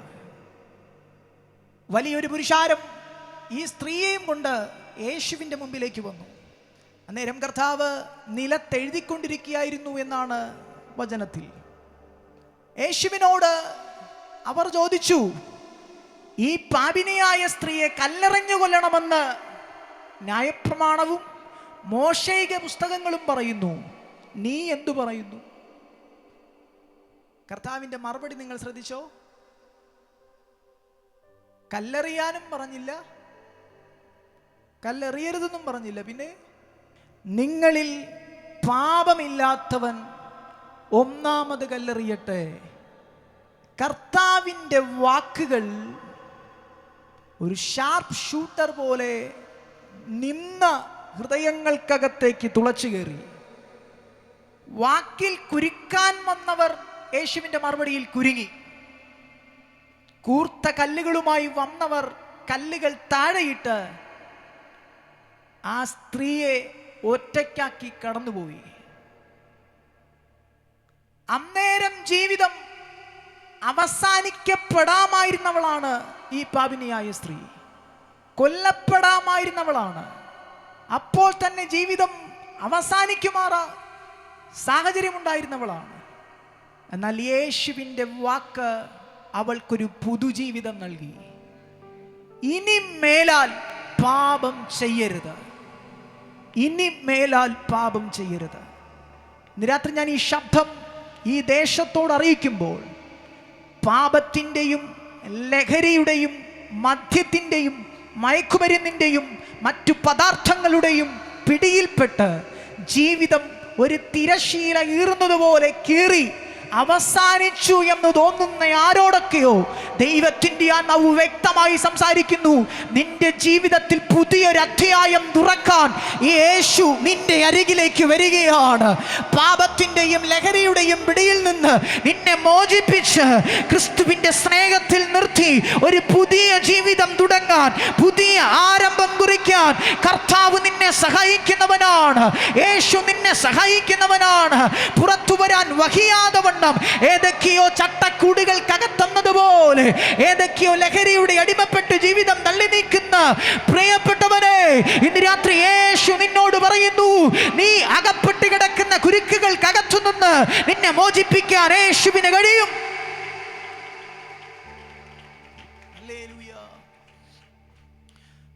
പാപത്താൽ അടിമപ്പെട്ട ആ വ്യക്തിക്ക് ഒരു പുതുജീവിതം യേശു കർത്താവ് സമ്മാനിച്ചു. പാപത്തിൻ്റെ പങ്കുല ജീവിതത്തിൽ നിന്ന് രക്ഷയുടെ സമാധാനത്തിൻ്റെ അന്തരീക്ഷത്തിലെ ജീവിതം നയിപ്പാൻ എൻ്റെ കർത്താവ് സഹായിക്കുന്നവനാണ്, ജീവൻ നൽകുന്നവനാണ്. മൂന്നാമത്തെ വ്യക്തി ബെഥാന്യയിലെ കുടുംബത്തിലെ ഒരംഗമാണ്. ആ വ്യക്തി യേശുവിൻ്റെ പ്രിയപ്പെട്ടവനാണ്. സഹോദരിമാർ യേശുവിൻ്റെ അരികിലേക്ക് വന്ന് നിനക്ക് പ്രിയനായവൻ ദീനമായി കിടക്കുന്നു എന്നറിയിക്കുമ്പോൾ ആ വാക്കിനകത്ത് തന്നെ നമുക്ക് മനസ്സിലാക്കാൻ കഴിയും യേശുവിന് ആ കുടുംബത്തോടും ആ ലാസറിനോടുമുള്ള ബന്ധം, ആഴമേറിയ ബന്ധം, സുഹൃത്തുക്കൾ പോലെ, സ്നേഹിതർ പോലെ പ്രിയപ്പെട്ട ഒരു വലയം. എന്നാൽ പ്രിയപ്പെട്ടവൻ ദീനമായി കിടക്കുന്നെന്നറിഞ്ഞിട്ടും യേശു കർത്താവ് അവിടേക്ക് ചെല്ലാൻ തിടുക്കം കൂട്ടിയില്ല, തിരക്ക് കാണിച്ചില്ല. എന്തുകൊണ്ട് തിടക്കം കൂട്ടിയില്ല? എന്തുകൊണ്ട് തിരക്ക് കാണിച്ചില്ല? ഇന്ന് രാത്രി എന്നെ കേൾക്കുന്ന ദൈവമക്കളെ, പ്രിയപ്പെട്ടവരെ, ചില സമയത്തുള്ള വൈകലുകൾ, ചില സമയത്തുള്ള താമസങ്ങൾ നമുക്ക് വേണ്ടി വെളിപ്പെടാനുള്ള മഹത്വം നാം ചിന്തിക്കുന്നതിനും അപ്പുറത്തായതുകൊണ്ടാണ് ചില താമസങ്ങൾ വരുന്നത്, ചില ലേറ്റ് വരുന്നത്. കാലതാമസങ്ങൾ വിടുതലിന്റെ തടസ്സമല്ല, വെളിപ്പെടാനുള്ള മഹത്വം വലുതായതുകൊണ്ടാണ്. ദീനമായി കിടക്കുന്നെന്നറിഞ്ഞിട്ടും യേശു കർത്താവ് അങ്ങോട്ടേക്ക് ചെന്നില്ല. താനായിരുന്ന സ്ഥലത്ത് 2 ദിവസം കൂടെ പാർത്തു. ലാസർ മരിച്ചു. മരിച്ച 4-ാം ദിവസം കർത്താവ് അവിടേക്ക് ചെല്ലുകയാണ്. ആ സന്ദർഭങ്ങളെ അറിയാവുന്നത് കൊണ്ട് വിശദീകരണത്തിലേക്ക് കൊണ്ടുവരുന്നില്ല. അവിടേക്ക് ചെല്ലുന്ന കർത്താവിനോട് 2 സഹോദരിമാർക്കും പറയാൻ ഒരൊറ്റ കാര്യമേയുള്ളൂ: കർത്താവേ, നീ ഇവിടെ ഉണ്ടായിരുന്നെങ്കിൽ എൻ്റെ സഹോദരൻ മരിക്കത്തില്ലായിരുന്നു. യേശുവേ, അങ്ങയുടെ സാന്നിധ്യം ഇവിടെ ഉണ്ടായിരുന്നെങ്കിൽ ഇവിടെ ഒരു മരണാന്തരീക്ഷം ഉണ്ടാകത്തില്ലായിരുന്നു. 11:25 വാക്യത്തിൽ, യോഹന്നാൻ 11:25 യേശു മറുപടി പറയുന്നു: എന്നിൽ വിശ്വസിക്കുന്നവൻ മരിച്ചാലും ജീവിക്കും. വാക്കാവർത്തിക്കുന്നു: എന്നിൽ വിശ്വസിക്കുന്നവൻ മരിച്ചെന്ന് തോന്നിയാലും ആ വിഷയത്തിൽ പിന്നെയും ജീവൻ ഉണ്ടാകും. ഇന്ന് രാത്രിയിൽ എന്നെ കേൾക്കുന്ന വ്യക്തിയെ, നീ അനുഭവിക്കുന്ന വിഷയം നിർജീവത്വമായി മരിച്ചു, ഇനി അതിന് പ്രതീക്ഷയ്ക്ക് വകയില്ല, ഇനി അതിനൊരു ഉത്തരം കിട്ടത്തില്ലെന്ന് തോന്നിയാലും വിശ്വസിക്കാൻ മനസ്സുണ്ടെങ്കിൽ ആ വിഷയത്തിനകത്ത് ഇനിയും ജീവന്റെ തുടിപ്പ് വെളിപ്പെടാൻ സാധ്യതകളുണ്ടെന്ന് പരിശുദ്ധാത്മാവ് ദൂത് സംസാരിക്കുന്നു. വിശ്വസിക്കുന്നവൻ അവൻ ജീവിക്കും. Hallelujah, price the Lord. വേഗത്തിൽ ഉപസംഹാരത്തിലേക്ക് ഓടി വരുന്നത് കൊണ്ട് 12-ാം വാക്യത്തിലെ 1-ാം വാക്യത്തെ മാത്രം പറയാം. 11-ാം അധ്യായത്തിൽ മരിച്ചെന്നും മൺമറഞ്ഞെന്നും കല്ലറയ്ക്കകത്ത് റൂമാല് കെട്ടി ഒതുക്കി വെച്ചെന്നും ലോകവും ദേശക്കാരും കൺകുളിർക്കെ കണ്ടവൻ 12-ാം അധ്യായത്തിൽ യേശുവിനോടുകൂടെ പന്തിയിലിരിക്കുകയാണ്, വിരുന്നിന് ഇരിക്കുകയാണ്. ഇന്ന് രാത്രിയിൽ ആ ദൂത് ഞാൻ ഇങ്ങനെ പറയാം: ദേശത്തിൽ ഇനി തല ഉയർത്തി നടക്കത്തില്ലെന്നും, ഇനി മാന്യത അനുഭവിക്കത്തില്ലെന്നും, ഇനിയൊരു സന്തോഷത്തിന്റെ പൂർണ്ണത ഭവനത്തിനകത്ത് വെളിപ്പെടത്തില്ലെന്നും, ഇനി പണയതുപോലെ ജീവിതങ്ങൾ ക്രമീകരിക്കപ്പെടത്തില്ലെന്നും, ശത്രുവും മനുഷ്യനും ഒരുപോലെ വിധിയെഴുതിയ സന്ദർഭങ്ങൾക്കകത്ത് നീ പോലും ചിന്തിക്കാത്ത ഏതൊക്കെയോ വിരുന്നുകൾ, ഏതൊക്കെയോ പന്തിയുടെ അനുഭവങ്ങൾ ദൈവം നിനക്ക് വേണ്ടി ഒരുക്കുന്നുണ്ടെന്ന് പരിശുദ്ധാത്മാവ് ദൂത് സംസാരിക്കുകയാണ്. മരണത്തിന്റെ അവസ്ഥകൾക്കകത്ത് ജീവന്റെ തുടിപ്പുകൾ നൽകാൻ യേശുവിന് കഴിയും. അവൻ ജീവൻ നൽകുന്നവനാണ്.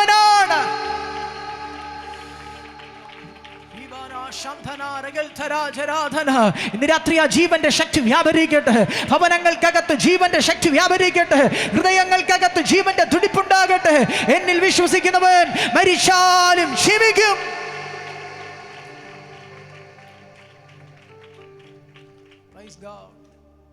ബെഥാനിയിലെ കുടുംബത്തിലെ ആ പ്രിയപ്പെട്ടവന് യേശു ജീവൻ മടക്കി നൽകി.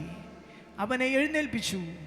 അവൻ്റെ മരണം കാണാൻ കാത്തു നിന്നവരുടെ മുമ്പാകെ ദൈവം അവനെ പന്തിയിലിരുത്തി. അവനിൽ വിശ്വസിക്കുക, ജീവൻ പ്രാപിക്കുക. ദ ലാസ്റ്റ് വൺ, ഒരു ക്യാരക്ടർ, ഒരു വ്യക്തിയെ കൂടെ പരിചയപ്പെടുത്താം.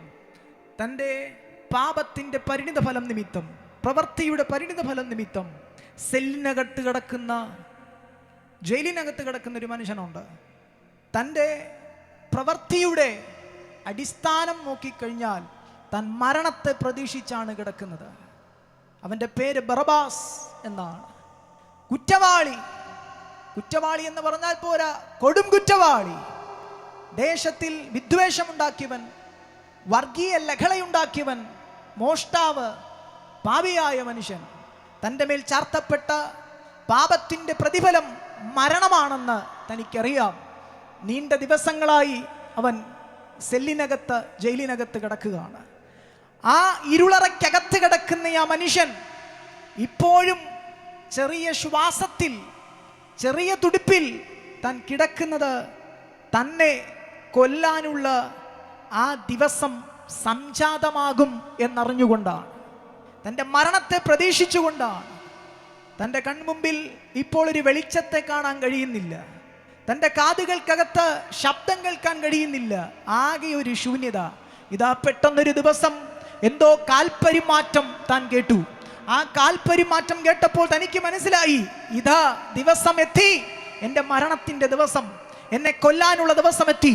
പടയാളികളുടെ കാൽപരിമാറ്റം അടുത്തു വരും തോറും തൻ്റെ ഹൃദയമിടിപ്പ് വർദ്ധിച്ചു. താൻ മരിക്കാൻ പോകുകയാണ്. തൻ്റെ ജീവൻ നഷ്ടപ്പെടാൻ പോകുകയാണ്. എങ്ങനെയാണെന്നറിയത്തില്ല. ചിലപ്പോൾ വാളിനാലായിരിക്കും, അല്ലെങ്കിൽ ക്രൂശയിലായിരിക്കും. എങ്ങനെയോ തന്നെ കൊല്ലാനുള്ള പരിപാടിയാണ്.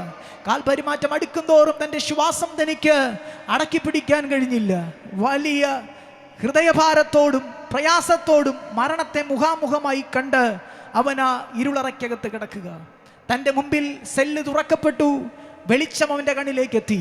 അവന് മനസ്സിലായി, ഈ ജ്വലിക്കുന്ന ഈ സൂര്യൻ്റെ പ്രഭയിൽ ഇന്ന് നട്ടുച്ചയ്ക്ക് എൻ്റെ ജീവൻ പൊലിയും, എൻ്റെ പ്രാണൻ നഷ്ടപ്പെടും, എൻ്റെ ജീവൻ നഷ്ടപ്പെടും, ഞാനിവിടെ നിന്ന് മൺമറയും. ഇങ്ങനെ സെല്ലിനകത്ത് നിന്ന് ആ മനുഷ്യൻ പുറത്തേക്ക് വന്നു. താൻ പുറത്തേക്ക് വന്ന് പടയാളികളോടൊപ്പം നടന്ന് മുമ്പിലേക്ക് പോകുമ്പോൾ ആരാണ്ടൊക്കെയോ എന്തൊക്കെയോ വിളിച്ചു പറയുന്ന ശബ്ദം അവ്യക്തമായിട്ട് തൻ്റെ കാതിൽ ഇങ്ങനെ കേൾക്കുന്നുണ്ട്. ദൂരം ഇങ്ങനെ നടന്നടുക്കും തോറും ആ വാക്കുകൾ വ്യക്തമായി വരുന്നു. അവൻ പിന്നെയും കാതുകൂർപ്പിച്ചു.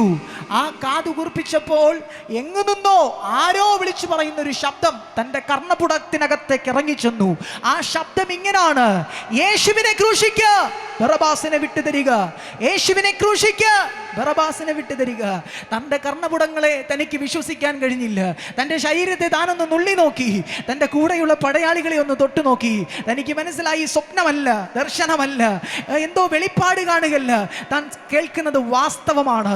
ഒന്നുകൂടെ താൻ കാതുകൂർപ്പിച്ചു. അതെ, അവർ പറയുന്നത് ബറബ്ബാസിനെ വിട്ടുതരണമെന്നാണ്. തനിക്ക് തന്നെ അതിശയം. മരണം കാത്തുകിടന്ന്, ജീവൻ ഇപ്പോൾ പോകുമെന്ന് കാത്തുകിടന്ന മനുഷ്യനെ ആൾക്കാർ വിട്ടുതരാൻ വേണ്ടി പറയുന്നു. തനിക്ക് സന്തോഷമായി. ഷടാ, എന്നെയും ചോദിക്കുന്ന ആൾക്കാരോ, മോഷ്ടാവായ, വിപ്ലവകാരിയായ, വർഗീയ ലഹളയുണ്ടാക്കിയ, പാപികളിൽ പാപിയായ എന്നെയും തേടി ആൾക്കാരുണ്ടോ? തനിക്ക് വിശ്വസിക്കാൻ കഴിഞ്ഞില്ല. പിന്നെയും ഒന്നുകൂടെ അദ്ദേഹം ശ്രദ്ധിച്ചു. വേറെന്തോ കൂടെ അവർ വിളിച്ചു പറയുന്നുണ്ടല്ലോ: യേശുവിനെ ക്രൂശിക്ക. തന്നെ വിട്ടുതരാൻ പറഞ്ഞതിന്റെ അർത്ഥം തനിക്ക് മനസ്സിലായില്ല. യേശുവിനെ ക്രൂശിക്ക എന്ന് പറഞ്ഞ വാക്ക് അതെന്തായിരിക്കും? ആരായി യേശു? തനിക്ക് സംശയമുണ്ടായി. നടന്നെടുത്ത് ആ കോട്ടയ്ക്കകത്തെ കൽത്തളത്തിലേക്ക് വരുമ്പം രക്തം ധാരധാരയായി ഒഴുകപ്പെട്ട, ശരീരം ഉഴവുചാല് പോലെ കീറിയ, കണ്ടാൽ ആളല്ല എന്ന് തോറുമാറി നിൽക്കുന്ന, കാലുകൾ ഇപ്പോൾ വിറങ്ങലിച്ച് വീഴുമോ എന്ന് തോന്നി ആ കൽത്തളത്തെ പിടിച്ചു നിൽക്കുന്ന ഒരു പച്ചയായ മനുഷ്യനെയാണോ ഇങ്ങനെ അടിച്ച് കീറിയിരിക്കുന്നത് എന്ന് തൻ്റെ കണ്ണുകൾ കാചര്യം തോറുമാറ് ഒരു മനുഷ്യൻ പിടിച്ച് വേച്ച് പറച്ചവിടെ നിൽക്കുക. തൻ്റെ കണ്ണുകൾ താൻ ഒന്നുകൂടെ മിഴിച്ചു നോക്കി. തൻ്റെ കണ്ണുകളെ വിശ്വസിക്കാൻ കഴിഞ്ഞില്ല. ഒരു മനുഷ്യനെയാണോ ഇങ്ങനെ ചതച്ചിരിക്കുന്നത്? താൻ നോക്കി നിൽക്കുമ്പോൾ വീണ്ടും ശബ്ദമുയർന്നു: യേശുവിനെ ക്രൂശിക്ക. അന്നേരമാണ് തനിക്ക് മനസ്സിലായത്, ഈ അടിച്ചു കീറപ്പെട്ട മനുഷ്യനാണ് യേശു. ഉഴവുചാല് പോലെ കീറിയിരിക്കുന്ന ഈ ശരീരമുള്ളവനാണ് യേശു. തൻ്റെ ഹൃദയത്തിൽ ഒരു ചോദ്യമുണ്ടായി: എന്നെക്കാളും പാപിയാണോ ഈ നിൽക്കുന്നവൻ? ഞാനേ വലിയ മോഷ്ടാവ്, ഞാനേ വലിയ വിപ്ലവകാരി, ഞാനേ വർഗീയ ലഹളയുണ്ടാക്കിയവൻ, ഞാനേ പാപികളിൽ പാപി, എന്നെക്കാളും പാപിയാണോ ഈ നിൽക്കുന്നത്?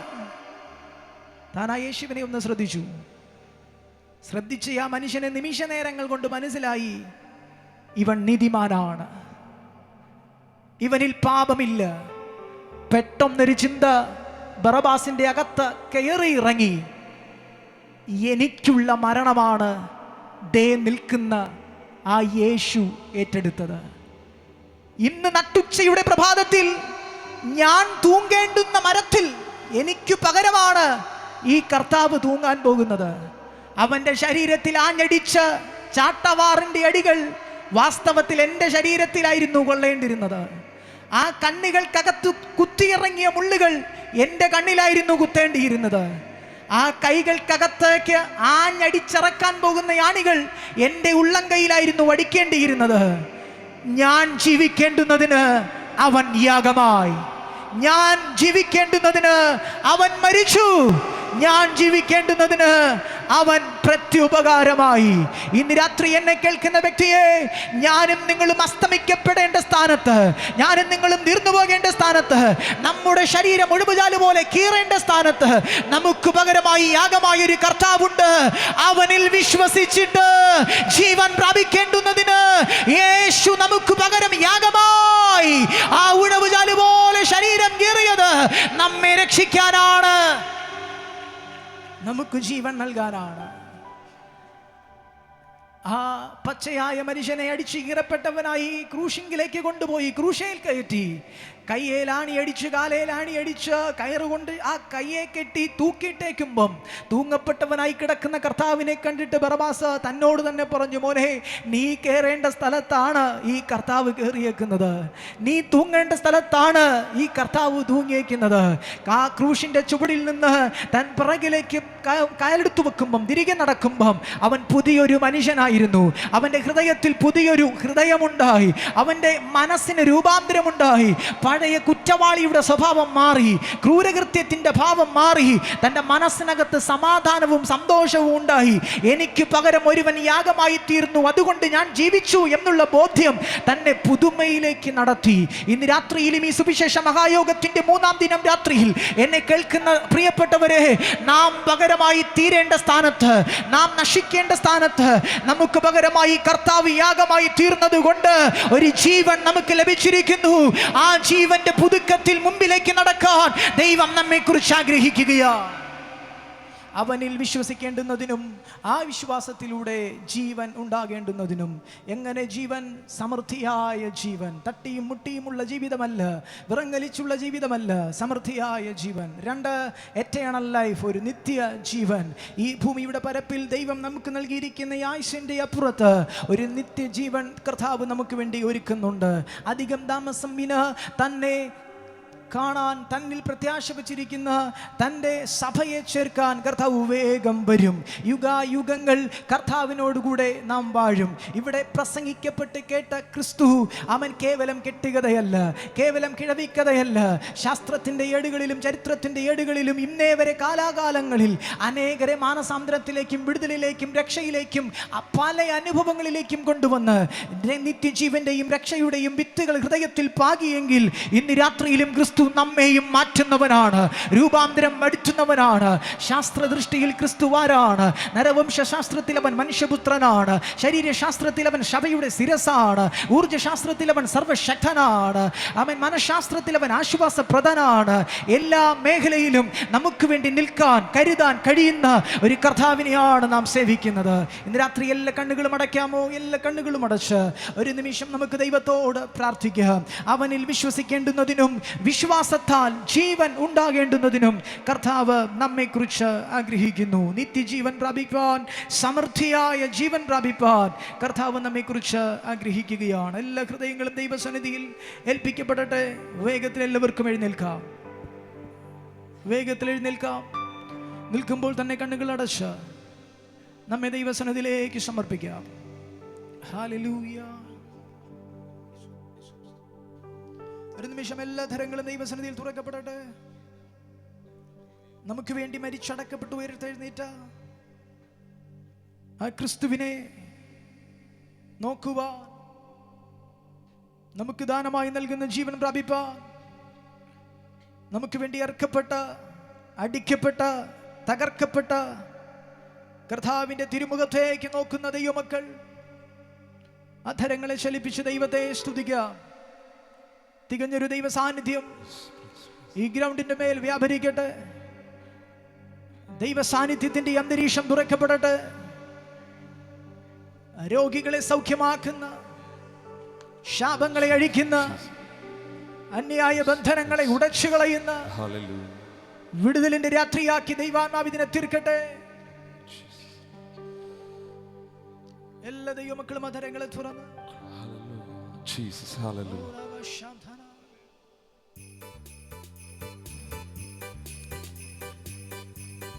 കരങ്ങളെ തട്ടി ദൈവത്തെ സ്തുതിക്കാം.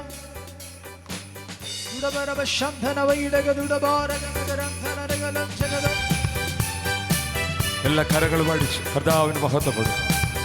എല്ലാ കരങ്ങളും അടിച്ച് പ്രൈസ് ഹല്ലേലൂയ, ഹല്ലേലൂയ. യേശു ക്രിസ്തു ഉയർത്തു ജീവിക്കുന്നു, പരലോകത്തിൽ ജീവിക്കുന്നു. യേശു ക്രിസ്തു ഉയർത്തു ജീവിക്കുന്നു, പരലോകത്തിൽ ജീവിക്കുന്നു. ഇഹലോകത്തിൽ ഞാൻ ഇനി വേഗം വരും, രാജരാജനായി വാണിടുവാൻ.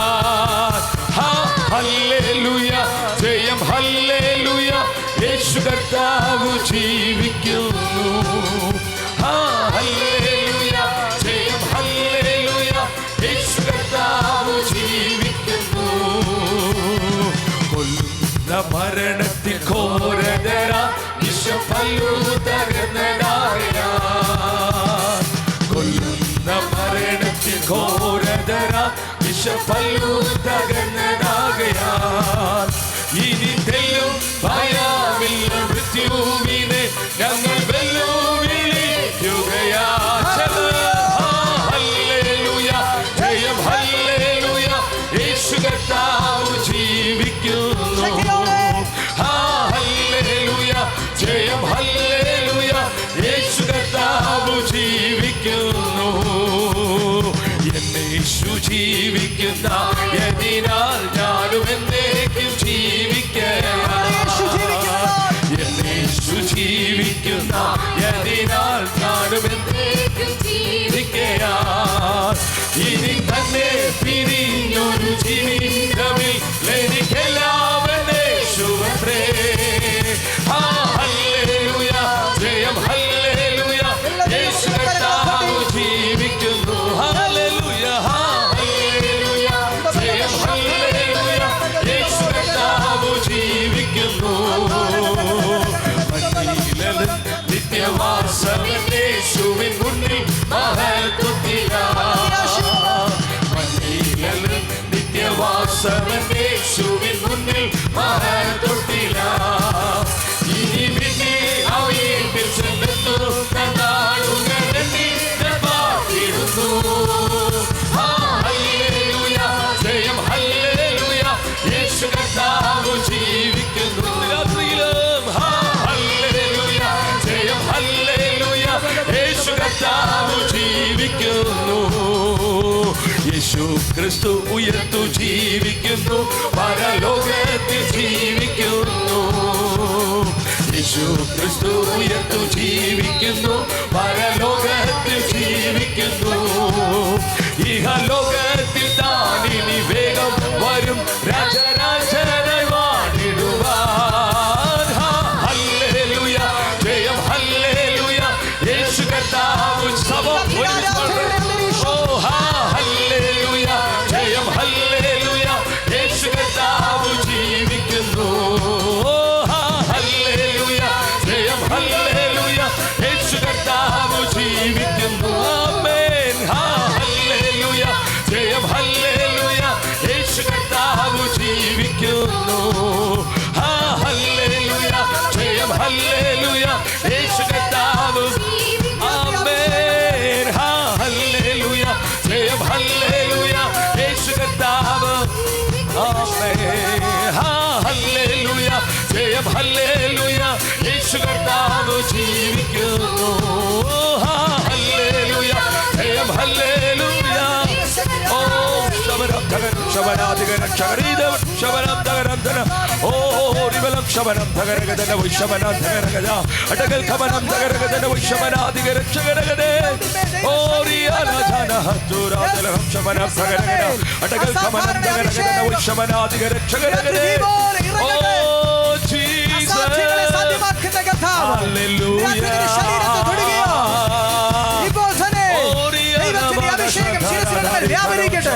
രോഗികൾ യേശുവിന്റെ നാമത്തിൽ സൗഖ്യമാകട്ടെ. ശാപങ്ങൾ യേശുവിന്റെ നാമത്തിൽ അഴിയട്ടെ.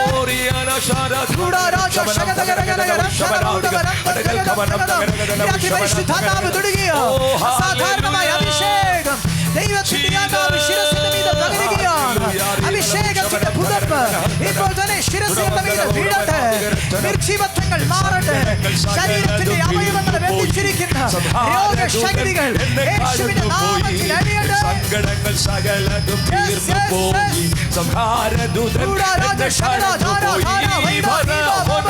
ദൈവശക്തി ഇറങ്ങുക. ബലഹീനതയിൽ തികഞ്ഞു വരുന്ന ദൈവശക്തി. സിയോനിൽ ഞാൻ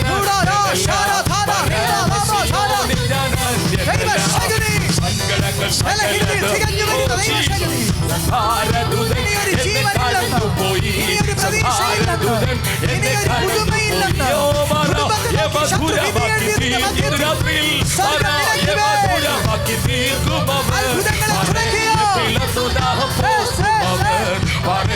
പിളർന്നു ദാഹം പോകുന്നവൻ സങ്കടങ്ങൾ സകലതും ദൈവശക്തിയുടെ വ്യാപാരം അഭിഷേകം ദൈവത്തിന്റെ ആത്മാവിൽ തൊട്ടിട്ട് യാഗപീഠത്തിന്റെ കനൽ കൊണ്ട് യേശയ്യാവിന്റെ നാവിൽ തൊട്ടതുപോലെ പരിശുദ്ധാത്മാവിന്റെ അഭിഷേകം ആനന്ദമേ ആനന്ദമേ പരമാനന്ദമേ ജീവിതം എനിക്ക് ആനന്ദമേ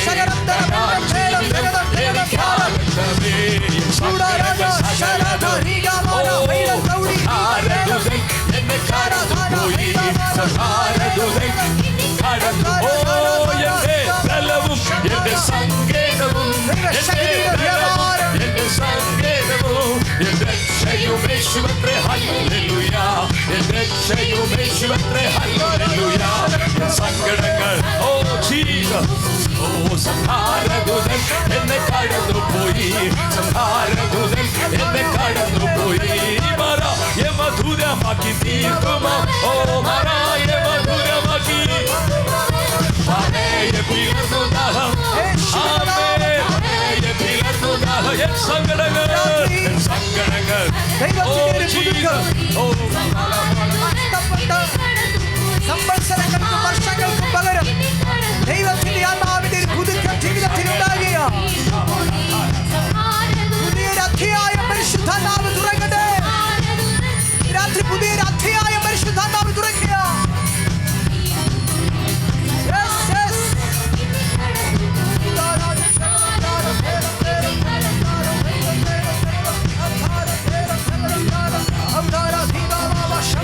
പരിശുദ്ധാത്മാവിന്റെ അന്തരീക്ഷം ദേശതലത്തിൽ വ്യാപരിക്കട്ടെ ദൈവത്തിന്റെ അഭിഷേകം വ്യാപരിക്കട്ടെ അങ്ങോളം ഇങ്ങോളം അസാധാരണമായ ചലനമുണ്ടാകട്ടെ ദൈവശക്തിയുടെ വ്യാപാരം ആരാധനയുടെ അന്തരീക്ഷം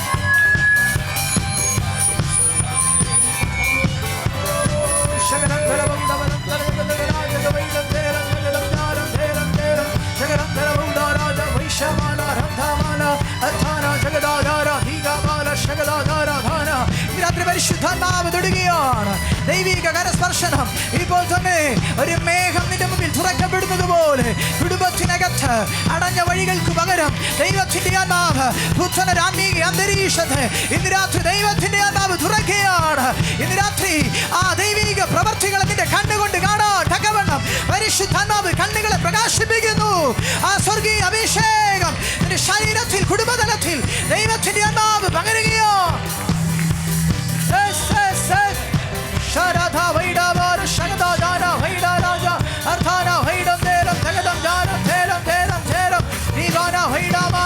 ഇന്നലകളിൽ പിടിച്ചു വെച്ച് രോഗശക്തികൾ അഴിയട്ടെ ഒരു കിടക്കയിൽ തന്നെ കിടത്തിക്കളയാൻ എഴുന്നേൽക്കാൻ വിടാതെ വണ്ണം ബന്ധിച്ചിരുന്ന് ദേശാധിപതി പോരുകളെ ദൈവത്തിന്റെ ആത്മാവ് വിശ്വസിക്കുക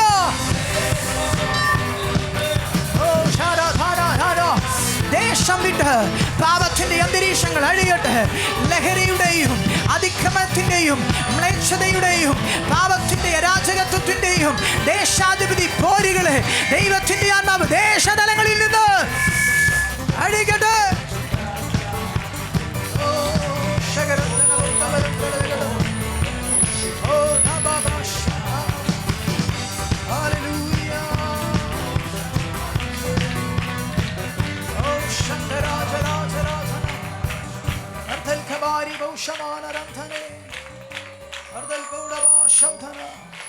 രാത്രി ദൈവത്തിന്റെ ആത്മാവ് പ്രവചനാത്മാവിൽ ദൂത് കൈമാറുന്നു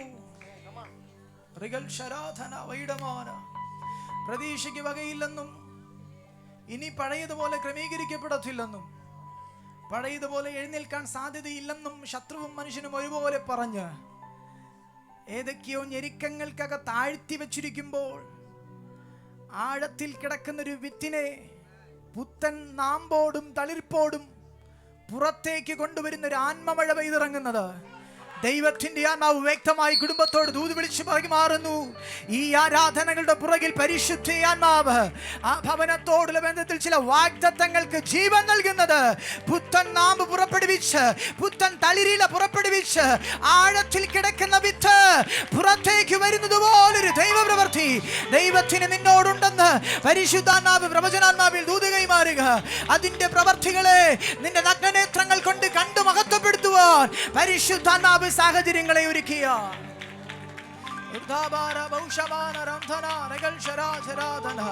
വാഗ്ദത്തത്തിന്റെ നിവർത്തീകരണം മുമ്പിലുണ്ടെന്ന് പരിശുദ്ധാത്മാവ് പ്രവചനാത്മാവിൽ ദൂത് കൈമാറുന്നു. യാഗപീഠത്തിന്റെ കനൽ കൊണ്ട് യെശയ്യാവിന്റെ നാവിൽ തൊട്ടതുപോലെ ദൈവത്തിന്റെ ആത്മാവ് പ്രവചനത്തിൽ സംസാരിക്കുന്നു. കുഞ്ഞേ, ദൈവത്തിന്റെ ആത്മാവ് നിന്നെ എഴുന്നേൽപ്പിക്കും. ദൈവത്തിന്റെ ആത്മാവ് നിന്നെ പുറപ്പെടുവിക്കും. അസ്ഥി കൂമ്പാരങ്ങൾക്ക് നടുവിൽ നിന്ന് യെഹെസ്കേലിനെ ദൈവത്തിന്റെ ആത്മാവ് പുറപ്പെടുവിച്ചതുപോലെ പട്ടണങ്ങളുടെ വാതിൽ നിന്റെ മുമ്പിൽ തുറക്കപ്പെടുന്നത് അല്ല, രാജ്യങ്ങളുടെ വാതിലുകൾ നിന്റെ മുമ്പിൽ തുറക്കപ്പെടുന്നത് പരിശുദ്ധാത്മാവ് കാണിക്കുകയാണ്. ആമേൻ. ദൈവപ്രവൃത്തിയുടെ വിദൂരതകൾ അധികം താമസംവിന് ആ വഴികളിലേക്ക് നിന്റെ കാലുകൾ വയ്ക്കപ്പെടുമെന്ന് പുറപ്പെടുവിക്കുന്ന പരിശുദ്ധാത്മാവ് ഭാവിയെ സംബന്ധിച്ച്, നാളുകളെ സംബന്ധിച്ച് ചില വാതിലുകൾ തുറക്കുകയാണ്. ആ ദൈവപ്രവൃത്തികളെ നീ കാണുമെന്ന് ദൈവത്തിന്റെ ആത്മാവ് ദൂത് സംസാരിക്കുന്നു. ദൈവത്തിന്റെ ആത്മാവ് ഇങ്ങനെ സംസാരിക്കുന്നു. സനൽ എന്നൊരു വ്യക്തിയെ ദൈവത്തിന്റെ ആത്മാവ് പ്രവചനാത്മാവ് ഇങ്ങനെ ദർശിക്കുന്നു. ഒരു കുറ്റിയിൽ കെട്ടിയിരിക്കുന്ന കയറിൽ ഒരു മൃഗം, ഒരു കഴുത ചുറ്റിക്കറങ്ങുന്നത് പോലെ എത്ര തന്നെ വലിച്ചു നോക്കിയാലും എത്ര തന്നെ പൊട്ടിക്കാൻ ശ്രമിച്ചാലും ആ കെട്ടിയിരിക്കുന്ന കെട്ടിനകത്തു മാത്രം കറങ്ങി വല്ലാതെ കുരുങ്ങുന്ന വിഷയത്തിൽ കിടക്കുന്ന മണ്ഡലങ്ങൾ ദൈവാത്മാവ് ദൂത് സംസാരിക്കുക. ഈ ശബ്ദസീമയ്ക്കകത്തിരുന്ന് കേൾക്കുമ്പോൾ തന്നെ നിന്റെ ജീവിതത്തോട് ദൈവാത്മാവ് പ്രവചിക്കുന്നു. വല്ലാതെ കുരുക്കിക്കിടക്കുന്ന ആ വിഷയങ്ങൾക്കകത്ത് ഇന്ന് രാത്രി റിലീസിങ്, ഒരു സ്വാതന്ത്ര്യം പരിശുദ്ധാത്മാവ് കൈമാറുകയാണ്. ചില ബാധ്യതകളുടെ കെട്ടുകളെ ദൈവത്തിന്റെ ആത്മാവ് നിന്റെ കുടുംബത്തിൽ നിന്ന് അഴിക്കുകയോ. Ribana Shandana Arthel Kamani Ribana Shandana Arthana Sharada